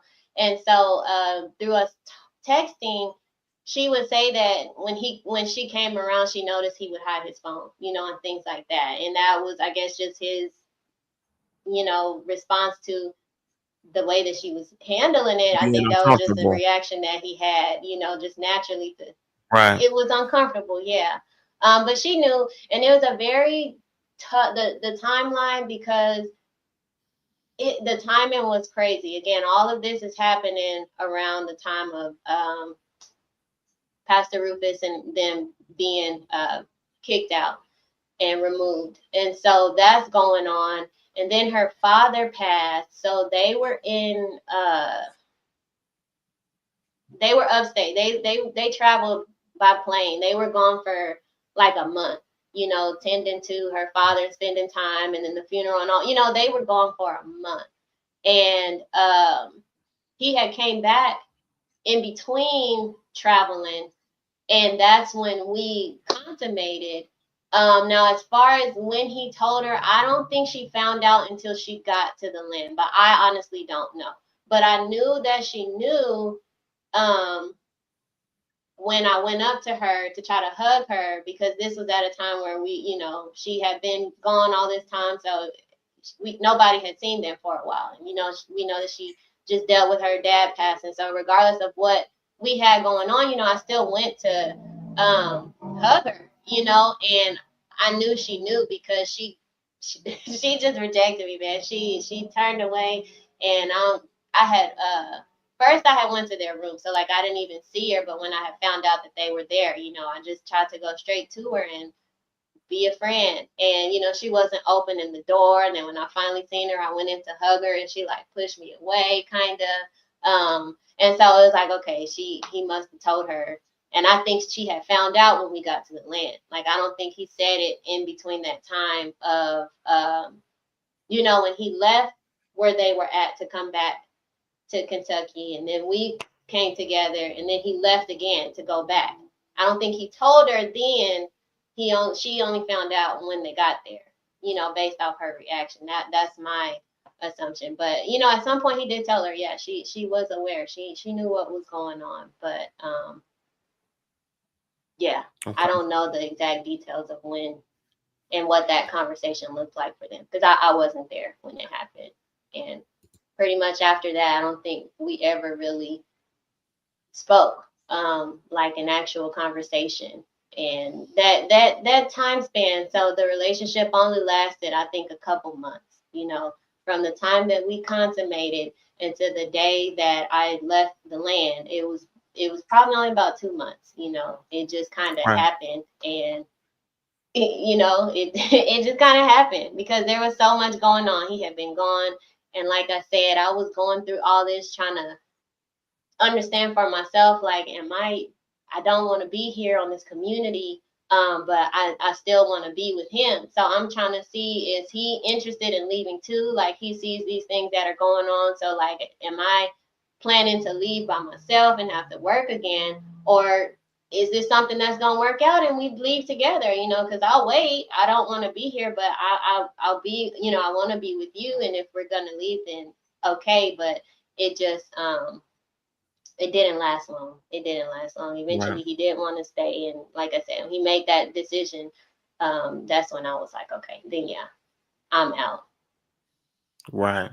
So there was a period where she may have suspected that he was with seeing somebody else, but she didn't just like know. Oh, no. She knew that. He had told her, like, Right. he told her that he was interested in me. He told her, and she knew that. She knew that we were there. There was never no secrecy there. You know, she knew because we were now talking, you know, and then at times where we were allowed to hug or hold hands, she would see these things. So she was never not in the know at all. Nothing. She knew well before we even got to talk, him and I. She knew that we were going to be talking because he told her he was interested. And then he also told her that now we're going, you know, we're taking the steps to finally make this a thing. So, you know, I Okay. don't know what any of those conversations looked like for them, but they were had. She knew, you know, people knew, they knew. Okay. Okay. So she was The only aware. ones that didn't know were my daughters.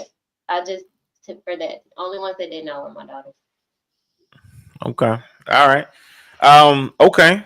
And so, yeah, I mean, so overall experience, can you give us a real run through after all of this that you've experienced? You still would be encouraged to be committed to a polygyny space just based on, you knowing the benefits with the right individuals, right?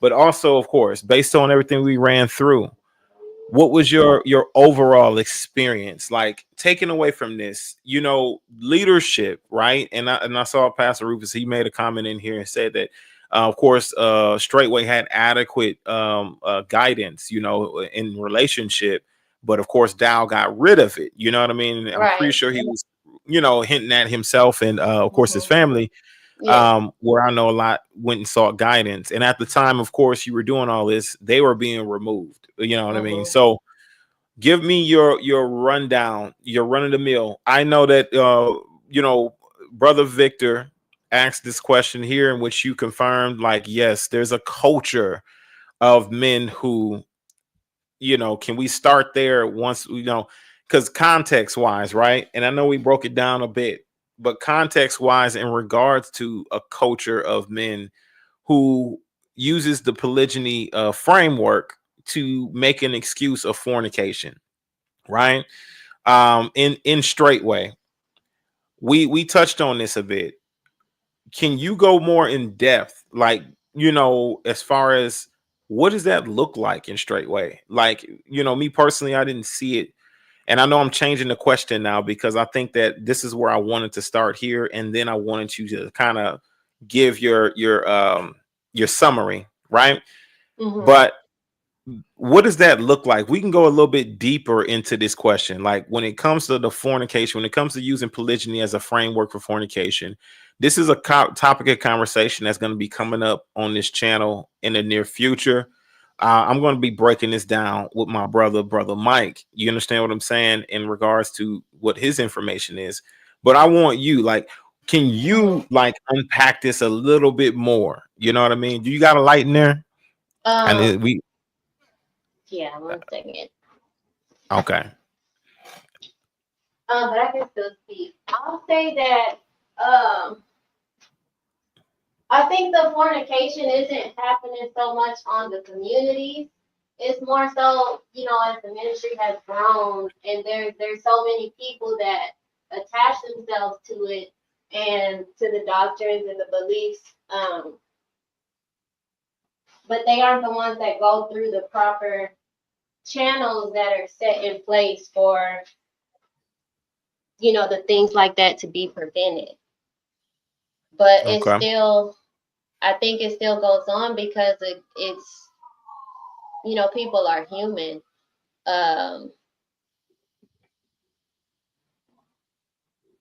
I think that thinking about the mind of a man and a woman, and it, you know, more people could speak out and really talk about their experiences, you know, especially being a single man or a single woman.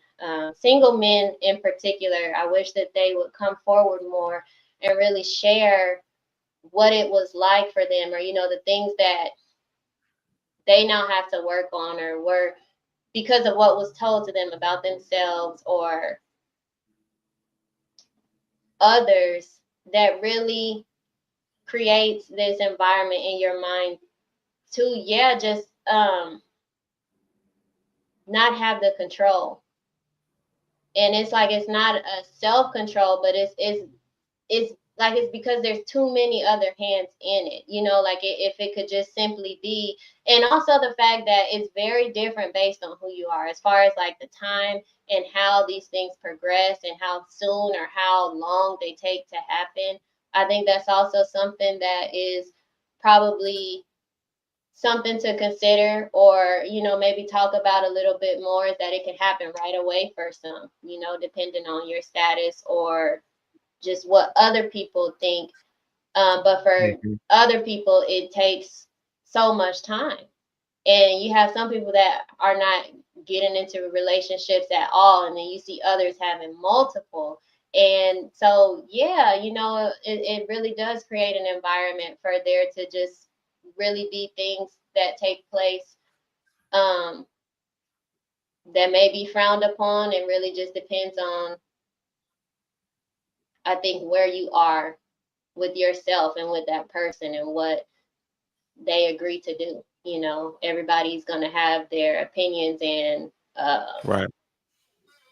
disagreements and agreements, you know, and things to say about it. But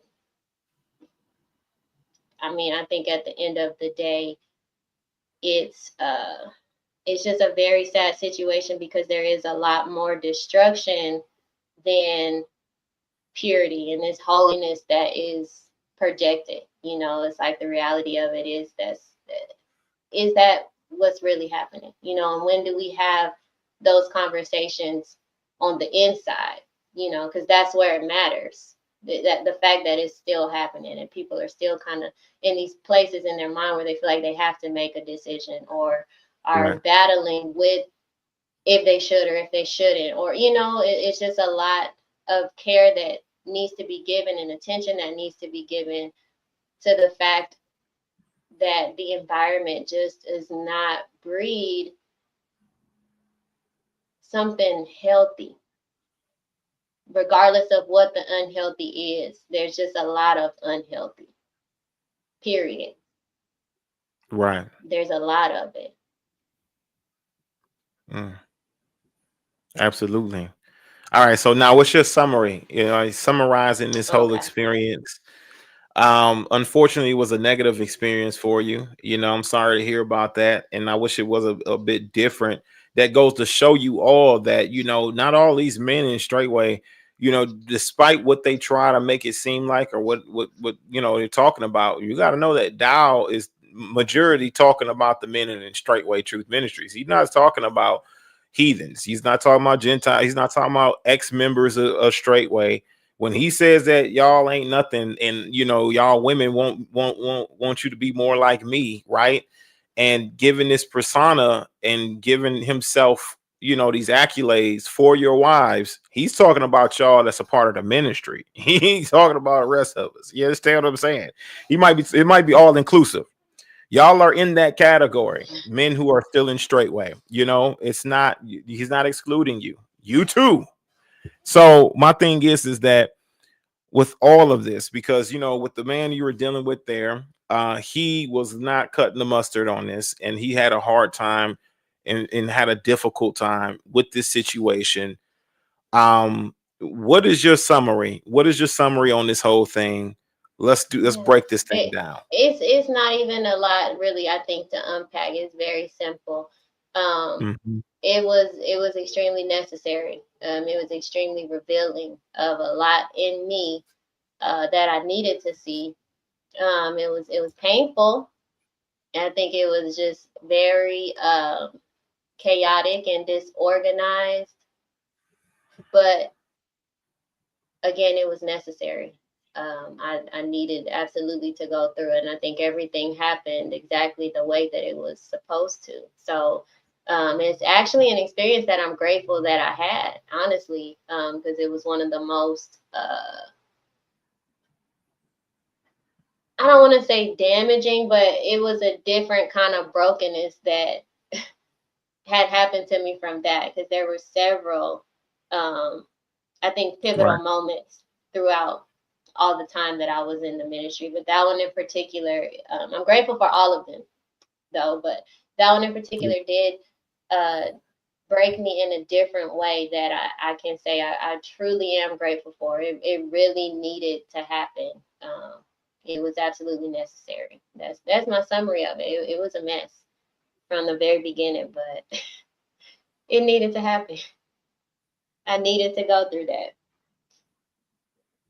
Right, absolutely. All right, so what we can do now is we can go ahead and open it up for a quick Q&A. You good with that Q&A? Yeah. We can roll into that. What we can do is we can kick a quick 5-minute break. I'm gonna throw on a commercial, go on a break real quick, and then we can come back with questions.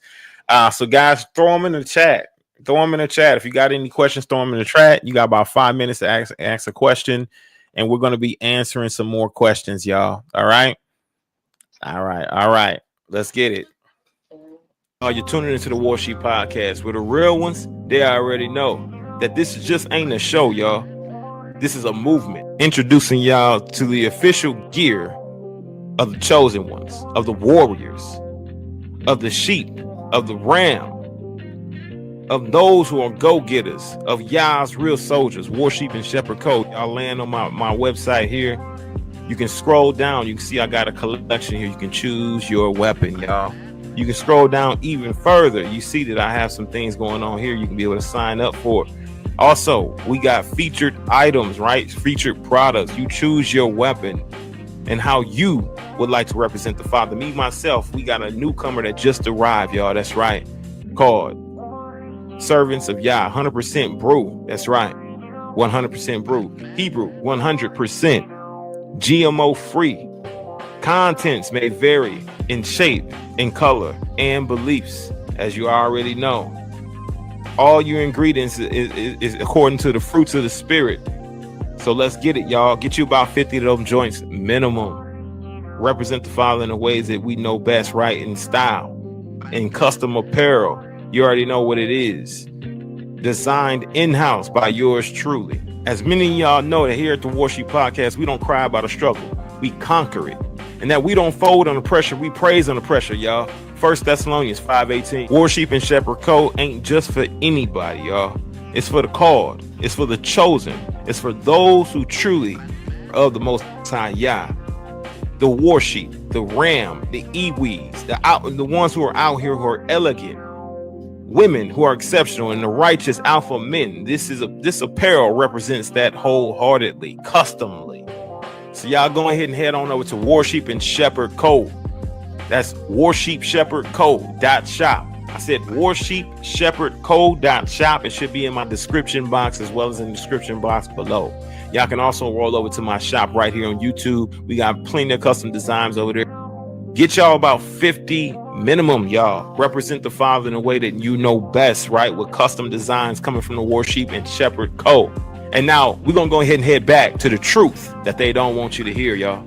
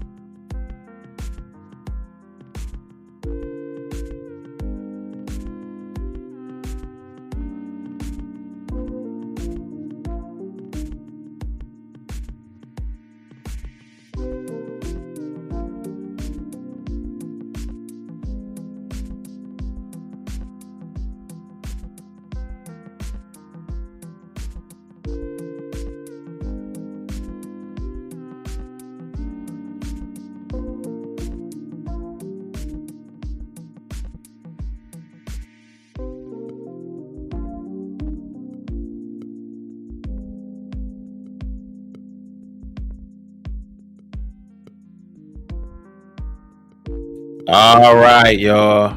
Let's get it. Let's get it. We're back. We're back. We're back. We're back. Just got a quick break, real quick. Welcome back. Let me get my little elevator music off.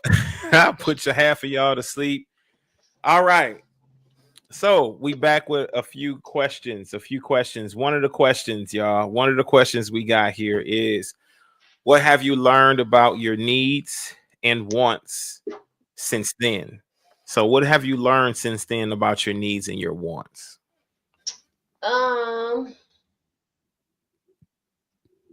That's a good question. I would say that I've really learned that I no longer think that I need a man in a sense of this is what validates my worth. Like I'll never be with a man because I need him. And I don't want to say that as a badge of I'm independent and prove that I can do it all by myself. That's not my angle. I'm saying that because as a woman, I believe that it's my responsibility to position myself so that my relationship is a choice and not a lifeline. So when you're with somebody because you have to be, the survival will always outweigh the intimacy. And on the other end of that, when you're with someone purely to prove that you don't need them, you hold them at arm's length. So both of those extremes really kill the possibility of a real connection. So for me, the healthier approach is that, you know, I meet my own needs first, and that's emotional, that's spiritual, even financial, so that what I bring to a man is not from desperation, but from wholeness and fullness.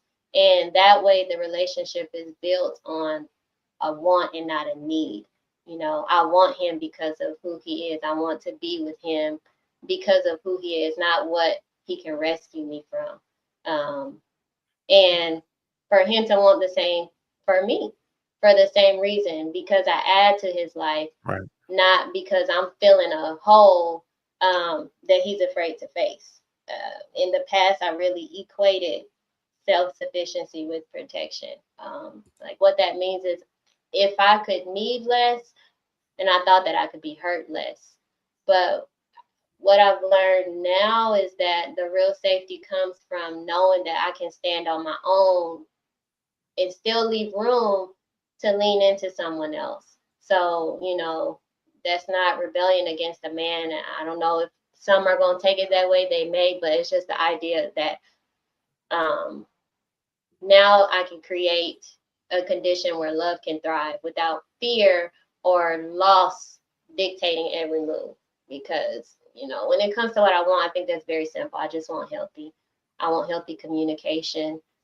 I want healthy attraction. I want healthy conflict, healthy space, healthy intimacy. I just want relationships that feel safe for both people to grow in without one person having to shrink or erase themselves to make the other comfortable.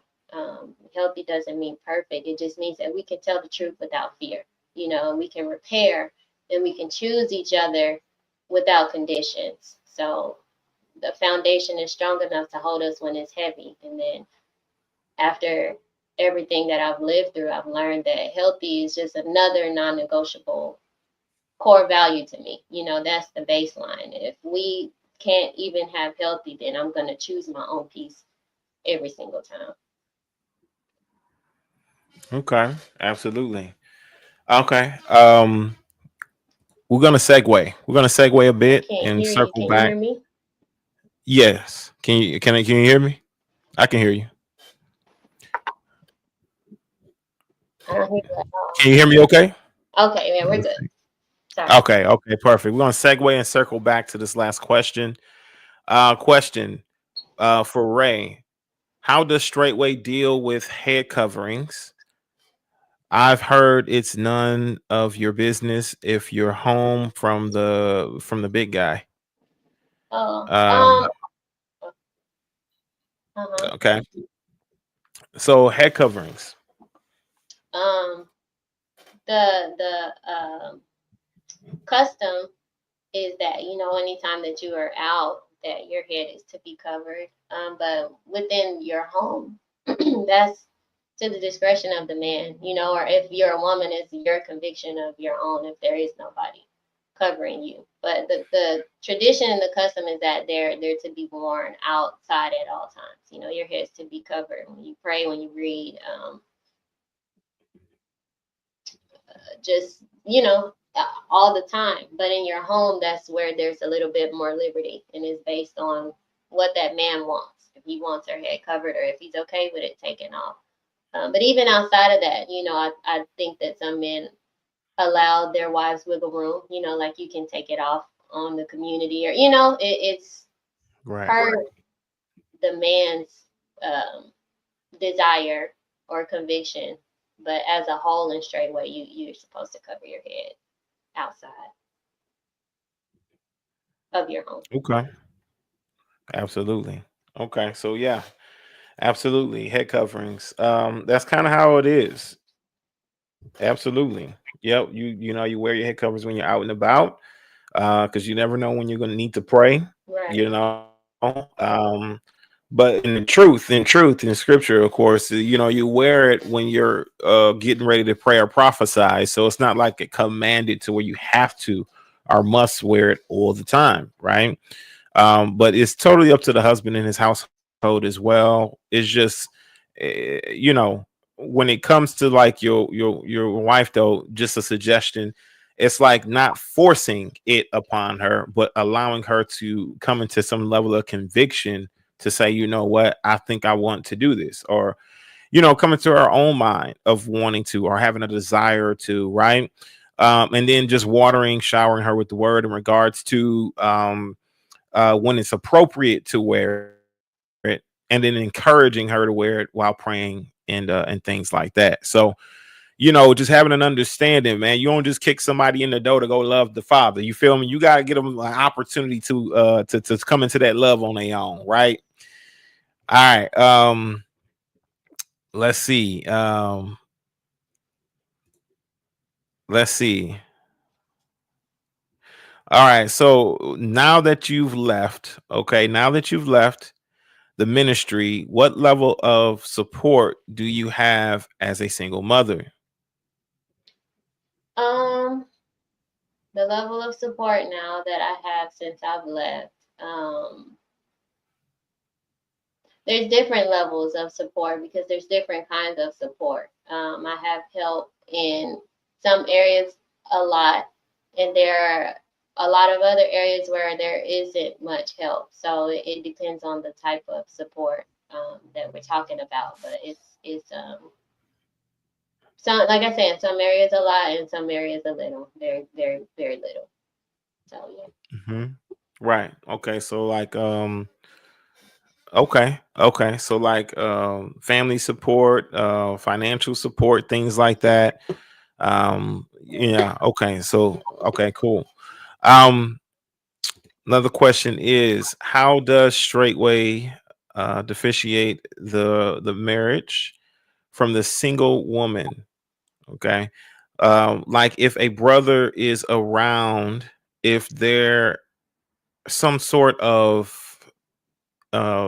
indicator that a woman is single, is there some sort of like, do they communicate? I guess he's asking like how do they differentiate, how do they, you know, be able to see the difference between a married woman or a single woman?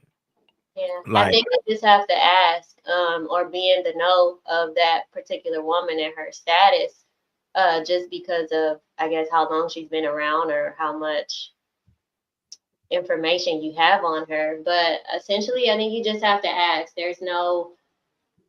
Um, there's no obvious indicator that I know of. I don't know if things circulate among the men, like if there's a list or something. I don't know all that, but I think for the most part, you just have to ask. You inquire of her and see her status. That's the terms that are used. okay, absolutely. Okay, cool. That's a great response there. Now, this comment here, she's innocent or not, whether she's innocent or not, she was traumatized and affected in a negative manner. She's not delusional. She went through a form of abuse, and this is a testimony. Now, do you feel like that is a form of abuse? Do you feel like this was an abusive space, emotionally, physically? What would you say in regards to this statement I'm from gonna Race? say, excuse my French, but hell yeah, it was everything abusive. The only thing that did not take place was any physical abuse, but every other form, absolutely. And I'm not saying that blaming these people. Again, I can just understand that that's where we all were in that moment, and I like that point, whether I'm innocent or not, because it is true. Like I had my shortcomings in that as well. There's so much that I could have done differently on my end to avoid it, long before even going into that. And it all falls back on the lack of self-care that I gave, and the lack of attention that I gave to me to really be able to make sound decisions, So I absolutely take accountability for every aspect of that was unhealthy because of me. I was not, I made it easy for her and I made it easy for him, but there was still a denial of myself that took place that also caused me to show up in a certain way. And I acknowledge that and admit that fully. There were things absolutely that I could have done better. That's why I can say that I'm grateful for this experience, because it taught me so much that I needed to know about myself that I don't think I ever would have discovered, going a different route. So like I'm of the understanding that it needed to happen, and everything was not at all a coincidence. Even everything building up to it, to put me in that frame of mind, to put him in his frame of mind, to put her in her frame of mind, to put everybody around, like, it had to happen. It was very, I think, strategically orchestrated by the Most High, and that's why I'm grateful for it. It was exactly what it did exactly what it was supposed to do. Right. Nice. Very nice. Now, an easy one. Is that man still with Straightway, the one you were with in the polygyny space? Is he still with him? I don't know. Is he We still with don't Straightway? communicate. I don't know. He was in the community with Kentucky, so he's among the ones of them that they had to make a decision. To my understanding, I'm not going to go into it because I just don't know. But yeah, he was in Kentucky, so that assembly under Mitchell that had to go up to Straightway for the meeting. He's there, so I don't know his decision. I'm very curious to know what it is, because of the conversations we had,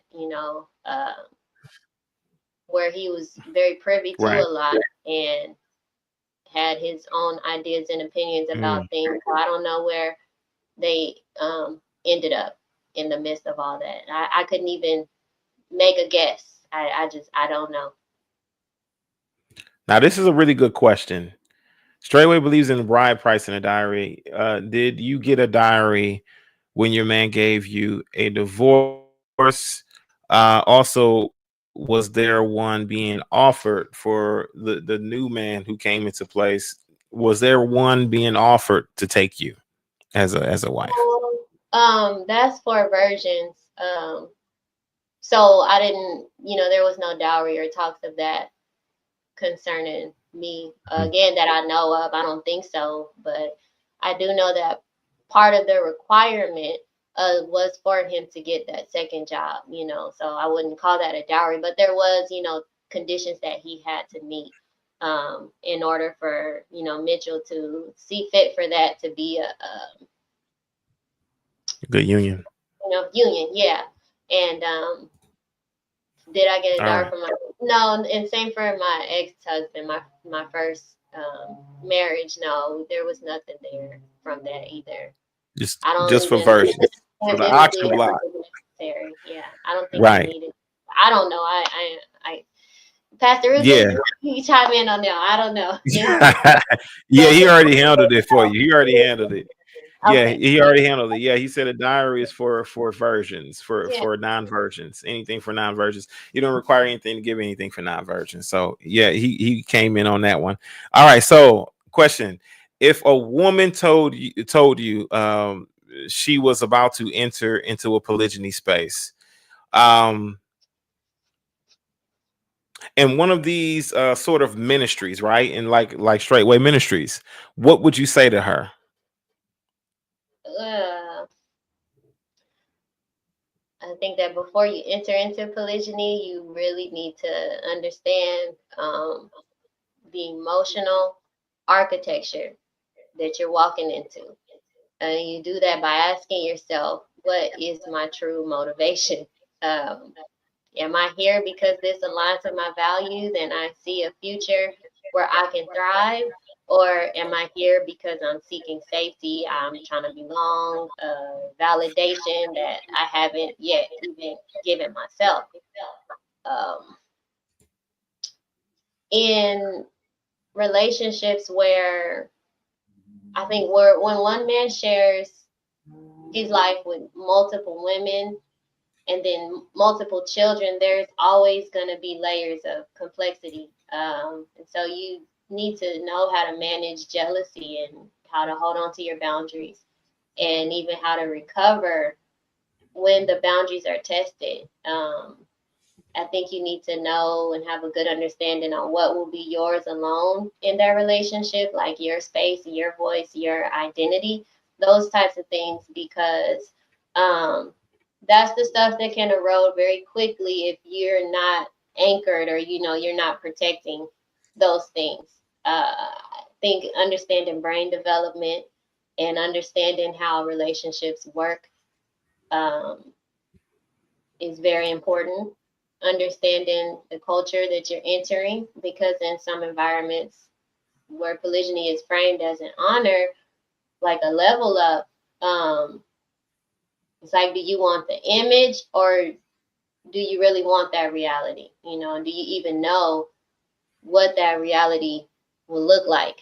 Um, then I think the last thing would just be to prepare for the fact that in polygyny, the relationship is never between just you and him.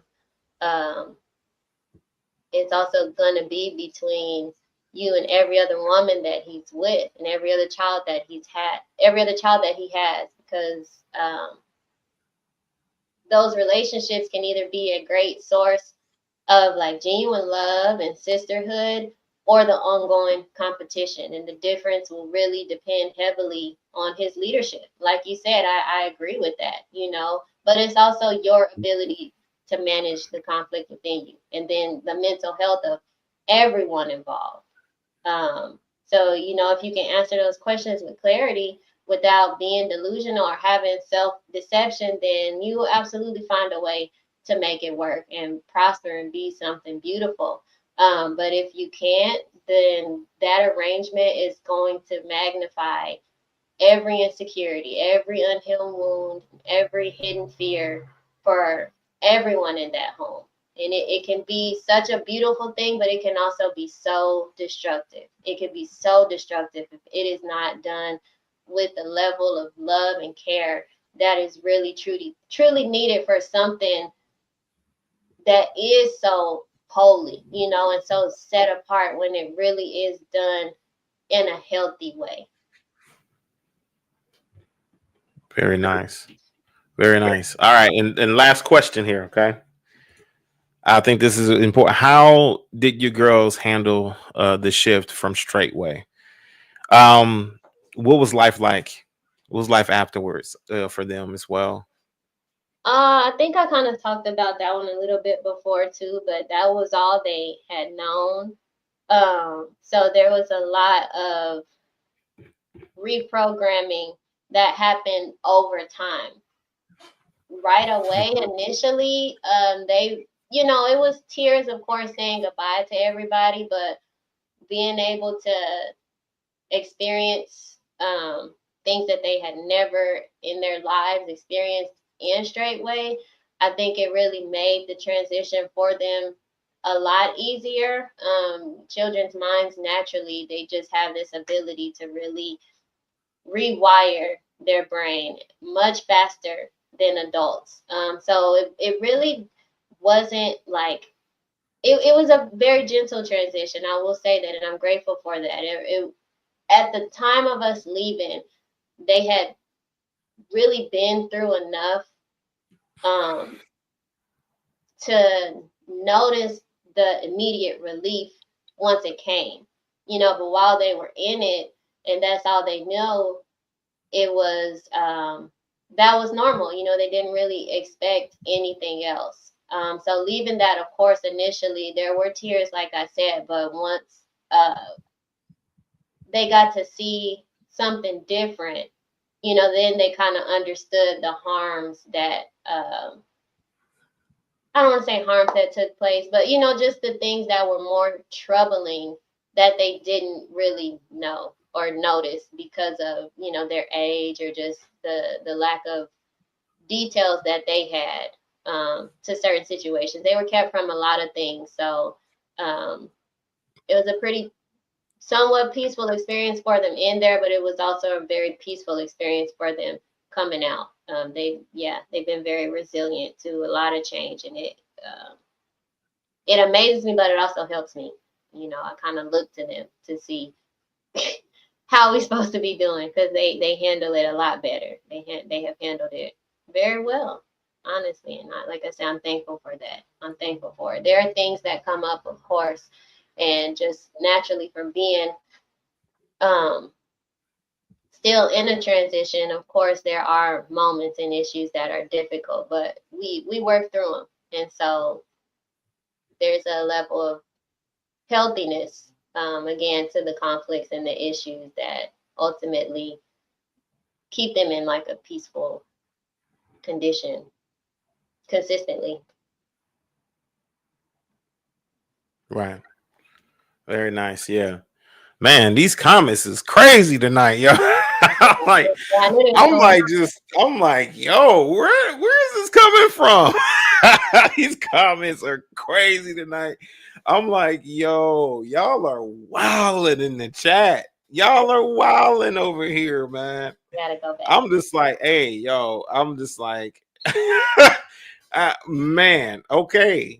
What's going on? I don't know what's being said, but I really welcome the conflict. Like, I'm in such a place now where I'm not taking these attacks personal. Everybody is literally responding to my story based on where they at, and it's going to land on them how it's supposed to based on the work that they've done. So there's a lot of exposure of just the wounds, and I understand. I'm still gonna sleep good tonight, and I'm still gonna continue to put out videos and do everything that I know that the Most High has now set out for me to do. And a big part of that is telling my story, and I love the platforms like this where there is an unpopular opinion, because that is really necessary, because a lot of us don't even really realize the residuals that we still have coming out of these places, and so it takes something that stirs you up to get you to think different,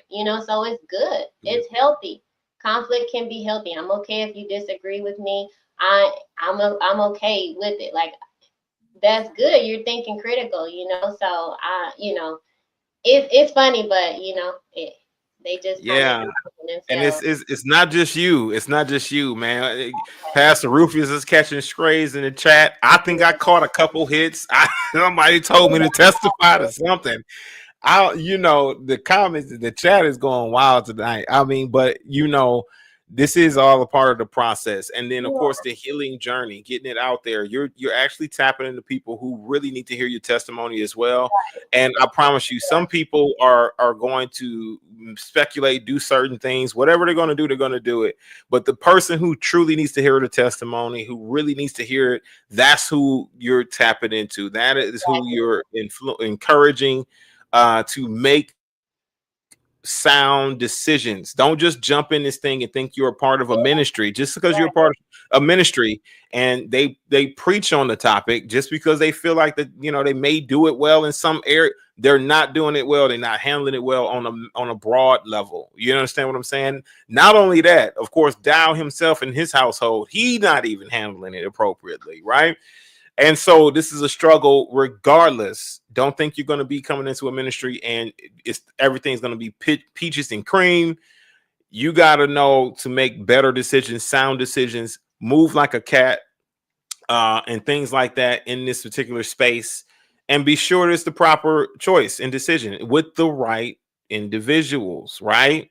And I think that I think that's perfect. Like the way you said it is so true. Because even if it's just one person, like that's what I'm doing it for, you know. And I think about my situation because to a degree you could say I pretty much did it the right way as far as I didn't kick. You know, I did not ask questions. I did not just think and expect to see threats or danger. And, you know, it's not moving from a place of fear, but just being able to assess your environment and kind of go into it, knowing what to look for changes everything. Because if I had someone in my corner that I could relate to, giving me this information, I think it would have been more of a kind of wake up for me. You know, the words would have really penetrated. But when you don't have somebody like you, it's really kind of hard to see what you need to be paying attention to. Right. And so that's all I'm trying to do is just bring light to, like, this is what happened to me. Like, I didn't ask questions. I did everything essentially that they told me to do. And this was my outcome. Absolutely. I touch and agree with that. Support you 100%. Yeah, we got some real, listen, they got your back, man. Listen, bringing the truth, you know, all of that. It is refreshing to hear from a woman's perspective as to what it looks like when it doesn't, when it's not supposed, the way it's not supposed to be. You're bringing the truth. You're shedding light on that for sure. And that is abundant in this ministry. Don't let them fool you. They don't got it all put together. And a lot of them who are on display, I don't believe that they are doing it appropriately. Now, I want you to go ahead and introduce this here real quick, because I know that I caught wind and I would love to, of course, promote it with you, co-organize this thing with you as far as what you got going on, because of course, after leaving the cult, you're a mother of 3 beautiful daughters here, and you're looking to, of course, do your thing. When you are have removed yourself from this sort of cult environment, of course, we need support, we need help, we need things like that. We have a particular opportunity to help Sister Raye and to help her 3 beautiful girls here, not only just start their life over, begin their journey, right? This is a whole new journey. This is a whole new walk now. You got to really be figuring this thing out step by step. And we have a beautiful opportunity to be able to help out with that, as she also has started a GoFundMe. And so if you have it in your hearts, right, and you feel led to give and donate, I would love to drop her GoFundMe in the chat here. Whenever you get the opportunity, you know, you can be able to tap in with that. I'll also have a link to the GoFundMe in the description box below, with an opportunity to help her and her girls here. Okay. And you know, help them start over. Anything you want to add to that as well? Yeah, absolutely. Thank you for that kind of shift or introduction into the launch of the GoFundMe. But yeah, for a very long time, you know, I taught my girls to be content with very little. And they all absolutely were, you know. I would tell them, like, this is our lot, you know, and always just try to find other ways to enjoy life outside of what the picture was that we saw for everyone else, you know, like having a dad, having a husband, having, you know, just more resources.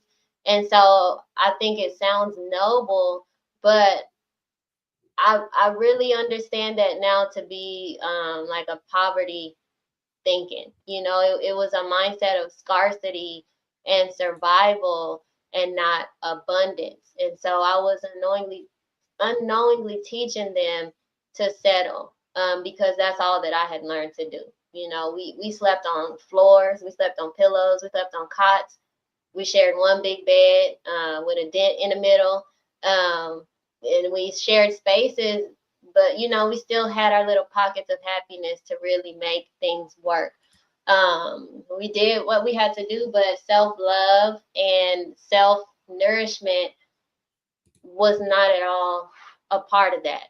That was not our reality at all. And so, especially after years in environments where the self-abandonment is really up there, like it's a fruit of the spirit, you know, it's very easy to convince yourself that you don't need more, when you've been conditioned to believe that you're not allowed to want more. And so, you know, that's not the mindset that I want them to have. I want my girls to absolutely expect more, and not in an entitled way, but in a way that sets the bar for their future. You know, I need them to know that they are worthy of more, so that when they grow up, they marry different, they dream different, they build different, you know, just really understanding the difference between a fixed mindset and a growth mindset. So part of that self-nourishing for me now is really letting my daughters see me dream big and then act on it. You know, they've watched me in survival mode, just always trying to make something shake, or, you know, make do with the little that we had, and to go from that to now building businesses and creating jobs and opportunities for not just us, but other people, you know, and then also now really truly being surrounded by people who genuinely love and support us. That's self-care to me. And that's also me stepping into my power as a woman. You know, when they saw me refusing to settle, they see me setting my own bar, like I said, and then it teaches them to do the same. So I want them to learn that their lives can be built and not just endured.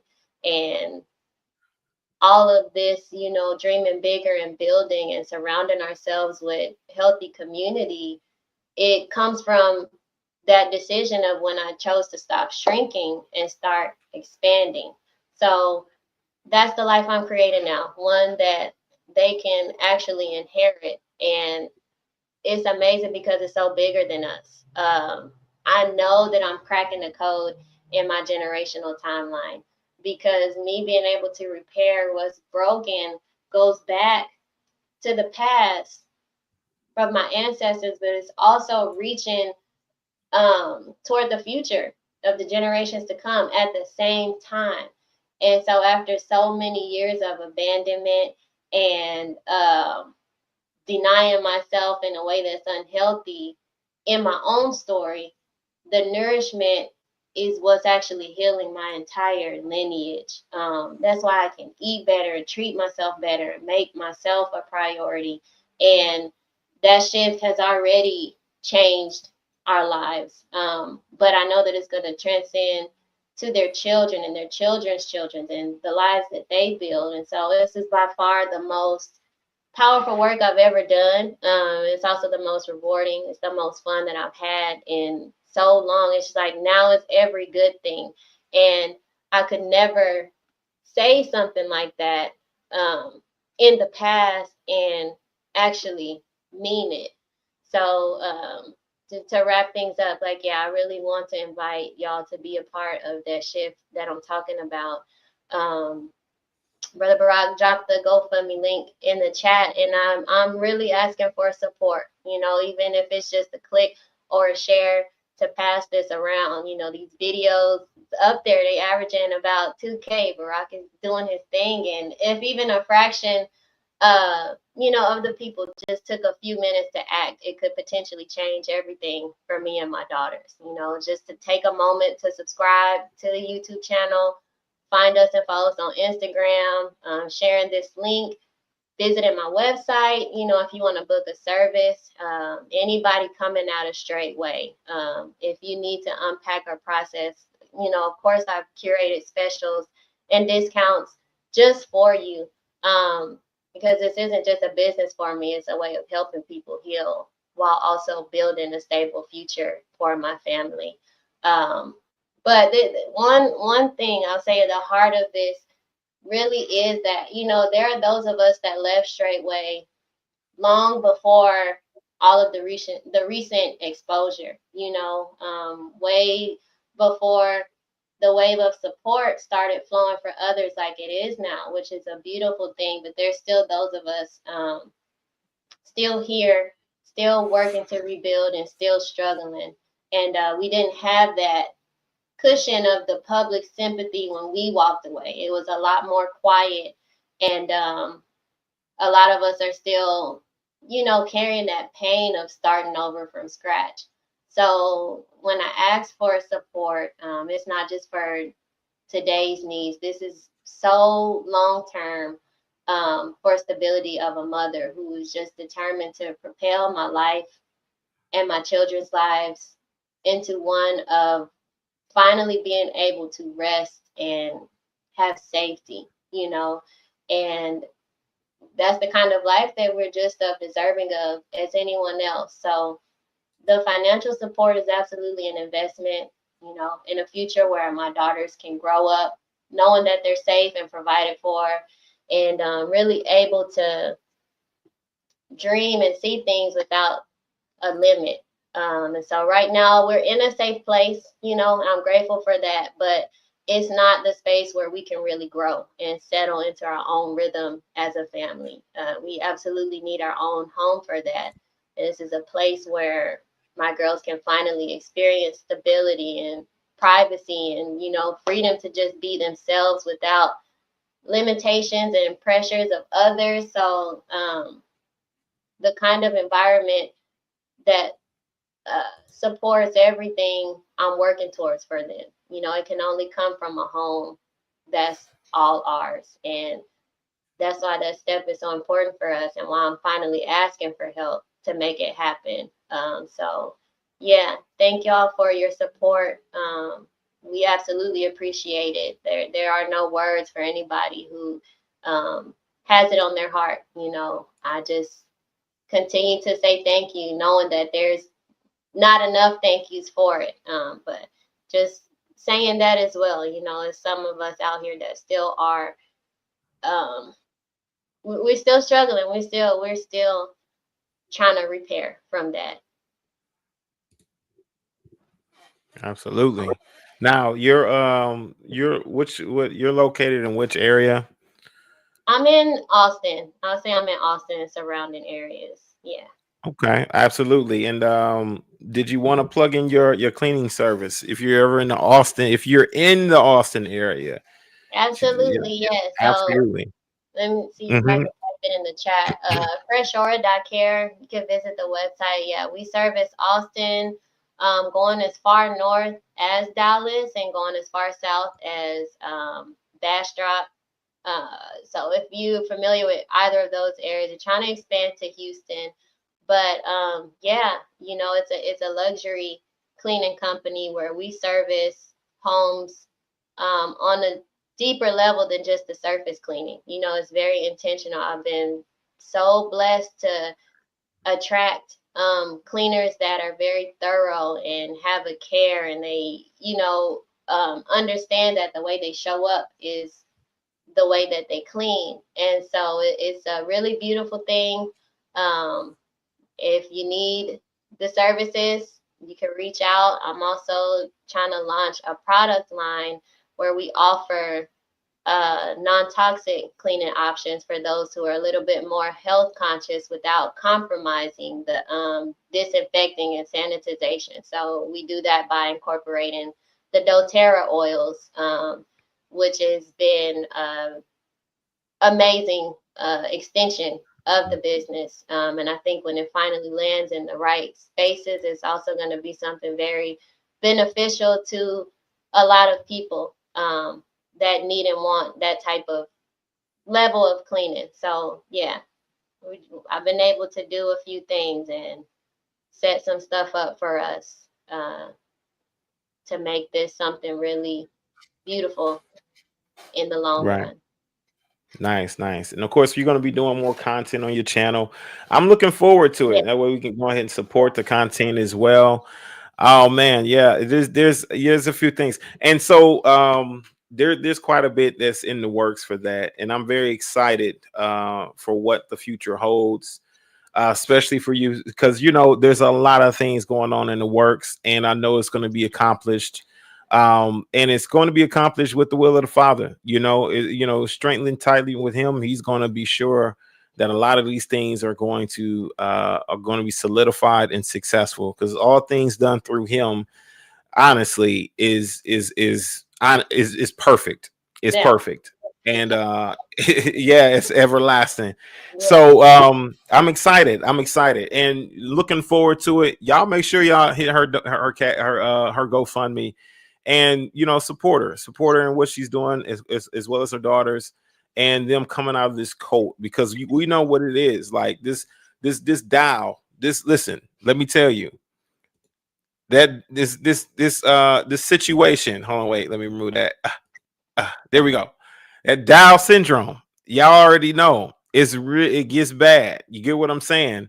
But my thing is that when we're coming out of it and you're loosing yourself from all of that, not to say that she had that, but I mean, I my did. thing is that yeah, but she did, we did. My thing is we all did. At some point, and we had to get the remedy. But it's better when you have the support of the people, while you're making that transition. And it's difficult to do it when you're a single mother and you're doing what you can to provide. So y'all show some love, okay? Y'all show some love, and yeah, I Yeah. appreciate you joining us today. Yeah. Man, we ran through this thing, yo. We was rocking it out. I'm trying to tell you, unpacking this whole thing. And if y'all ain't learned nothing today, I don't know what y'all was paying attention to, because it was a lot to take away from this situation. You got to know there's a lot of behind the scenes that goes on. They're not going to tell you, this ministry is not going to tell you the ugly parts of it, the bad parts of it. They're just going to show you and display whatever seems to be pretty and glittery and whatever it may be. And you got to know how to look past that and look deeper, right? And discern a little bit deeper into things. Move slower. Don't be so in a rush to get on one of these lands, get on one of these communities, and especially as a single mother, subject yourself to potential abuse, emotionally, physically, things like that, right? Which Ray didn't experience any physical abuse, but emotional abuse definitely was present during that time. And what I can say is there's sides to this thing that I never really knew until she answered some questions in regards to this. Like I said, I came in with people who are brand new, right? Brand new, everybody. So we weren't privy of a lot of things that were taking place, and stuff like that. So, but she's been around longer, right? And so she's privy of a lot. And, you got to know that these things take place, even though they wish to tell you that they got a tight knit on whatever they saying. It's not, whatever glitters is not always gold, y'all. So you got to be sure that you're doing your due diligence. Stay cognitive, be aware, don't fall into these traps. You understand what I'm saying? And y'all be sure y'all support the sister here, right? Yeah. You got anything you want to add to that? Yeah, I'll just say, just coming off of that, like, yes, y'all, it is so crucial to have a good relationship with your brain. Like, I'm just gonna make that statement, and then please look into that. Like, okay, what does that mean? How do I do that? And I'll break things like that down on my channel if you do want to know more. But that is one of the most important things that you can do for yourself, because it's a muscle that needs nourishment, because this is the seat of everything else in your life, in your body, in your everything, your mind, your brain. We are taught that it's so important and it's such a target, but I don't think we really understand what that means and how to do that. So just to really develop a good relationship with your brain. And I'll just close, like, I don't want to say it like I'm cleaning up anything, but I think it is good to continue to just kind of paint that picture and bring an understanding to the element of spirituality, you know, and just everything that this journey has now brought me to seeing and believing and understanding, and still testify of the goodness of the Most High, you know, because this experience really reshaped my connection with him in a way that I never could have imagined. You know, it needed to happen, like I said, because it tore me down, but it also just built me up in an amazing way. You know, it was like all of that happening was like a birth of an entirely different relationship with my creator. And this is one that I will continue to does not depend on a middleman or titles or even the presence of a man at all, because that was such my focus in the beginning. Like, I need a man, we need a man, we need a man. It was so fear-based. But this particular situation really took a toll on me, and it forced my mind to shift in ways that it had never shifted before. Really stripping away the illusion that my worth or my access to the Most High had to be mediated through someone else's leadership or care or attention or anything. You know, before, I believed in his love the way that a child believes and learns about the sun. You know, it's just simply because that's what you're told. This is the sun. Okay, that's the sun. So I couldn't feel it and identify my relationship with him as like a father's love for her daughter. And I couldn't see it in a way that, you know, a husband cherishes his wife. I just believed because that's really all I knew to do. But this experience cracked the old foundation wide open. And it really led me to understand his love for me wasn't meant to keep me in the shadows of self-denial, you know, the kind that really erases your voice and your identity. The denial that I lived was not a holy one because it was harmful. You know, it wasn't the kind of sacrifice that the Messiah made out of necessity and purpose. You know, his suffering was a choice made from strength and certainty, but mine was a pattern born from the belief that I really had to shrink in order to be faithful. And when that broke, I found him in a completely different way. I found him through loving myself completely and seeing that his desire for me is wholeness in every way, mind, body, spirit, all of it. And that told me that my restoration mattered to him. For the first time ever, that was what was communicated to me through paying attention to myself.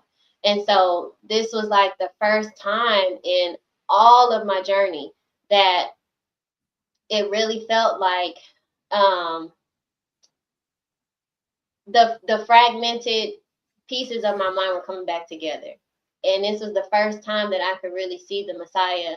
And, you know, the Father that I serve is not just one who delights in me abandoning myself, but he's the one that calls me into the fullness of who he created me to be.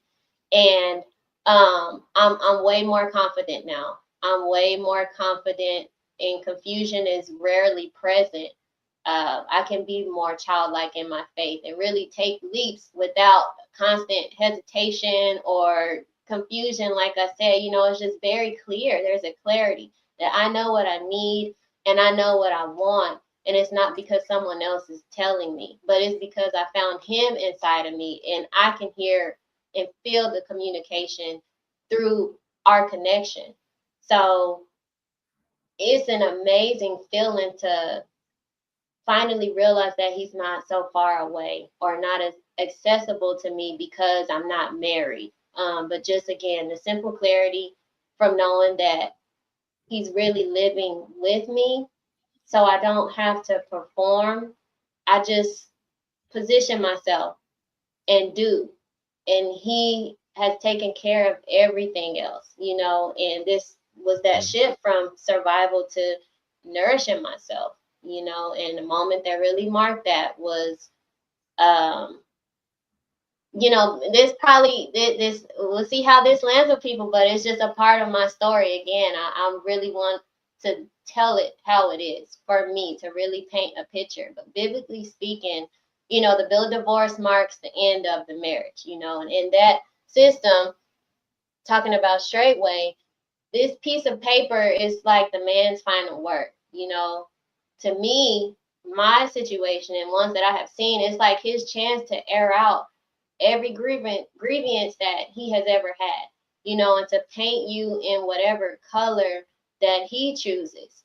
And just like usual, you don't get a voice, you don't get a rebuttal. There's no way to set the record straight. You just carry this document, you know, that supposedly defines the kind of woman you are. And please don't take it personal. Again, this is my experience, but when I say now, it's almost laughable, because that's just one more layer of the madness that all that was to me. And I'm not speaking about an actual bill of divorce. I'm just talking about in this situation, the way that it was drafted and given, and just the whole idea of it is, for me, it's just one more reminder that I had no place in a conversation about my own life. So I burned it. And that was not out of spite. You know, for me, that was a ceremony. That was me saying that, you know, your narrative is no longer my identity. I'm finally in a safe space with myself and my father, that I can make the moves and hear him clearly in his confirmation that I'm okay. You know, so it was like me physically releasing the weight of someone else's opinion and their story, and actually being able to hand my story back to the Most High. You know, in that fire, I watched those words fade and disappear, and I realized, like, I don't need man to validate me. I don't need someone else to interpret the Most High's love for me. I have found him inside of me, and his version of me has nothing to do with words on a paper, comments on a video, you know, nothing else. It's just me and him, and it's such a beautiful place. So that's why, again, I can be thankful of that experience, and just really understand the wounds of the others, and have a hope that even they get to experience this kind of freedom. Like, deep down in my heart, at the end of the day, I want this for everybody, you know, especially the children. So that's all I got. This is another beautiful one.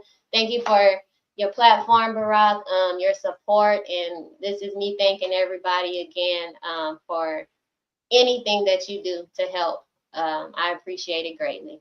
Thank y'all. Hallelujah. Absolutely.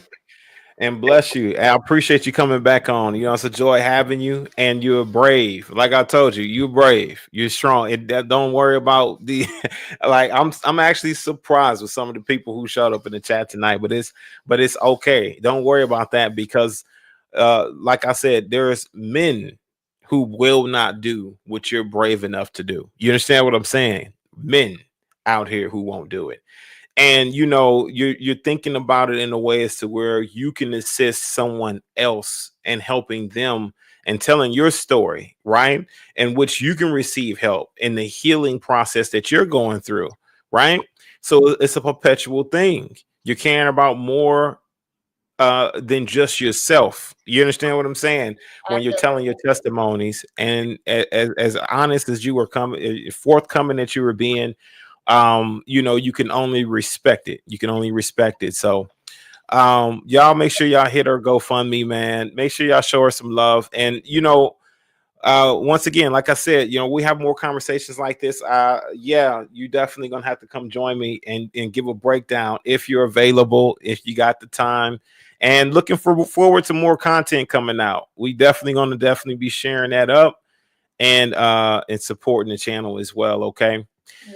And so I appreciate you guys in the chat, man, for hanging with us, going through this whole thing with us, all the questions and things like that. All of you, all of you, man. Salute to everybody out there, man. Salute to everybody who's already hit the GoFundMe. Man, y'all are the realest, man. Salute. Carry on. And carrying on, Major Pain. Ray. And everybody in the chat. Bless y'all. And we're going to go ahead. Don't forget to like this video, y'all. Comment and subscribe. And holler at your boy. We'll be back next flock. We might have some other videos dropping in between there.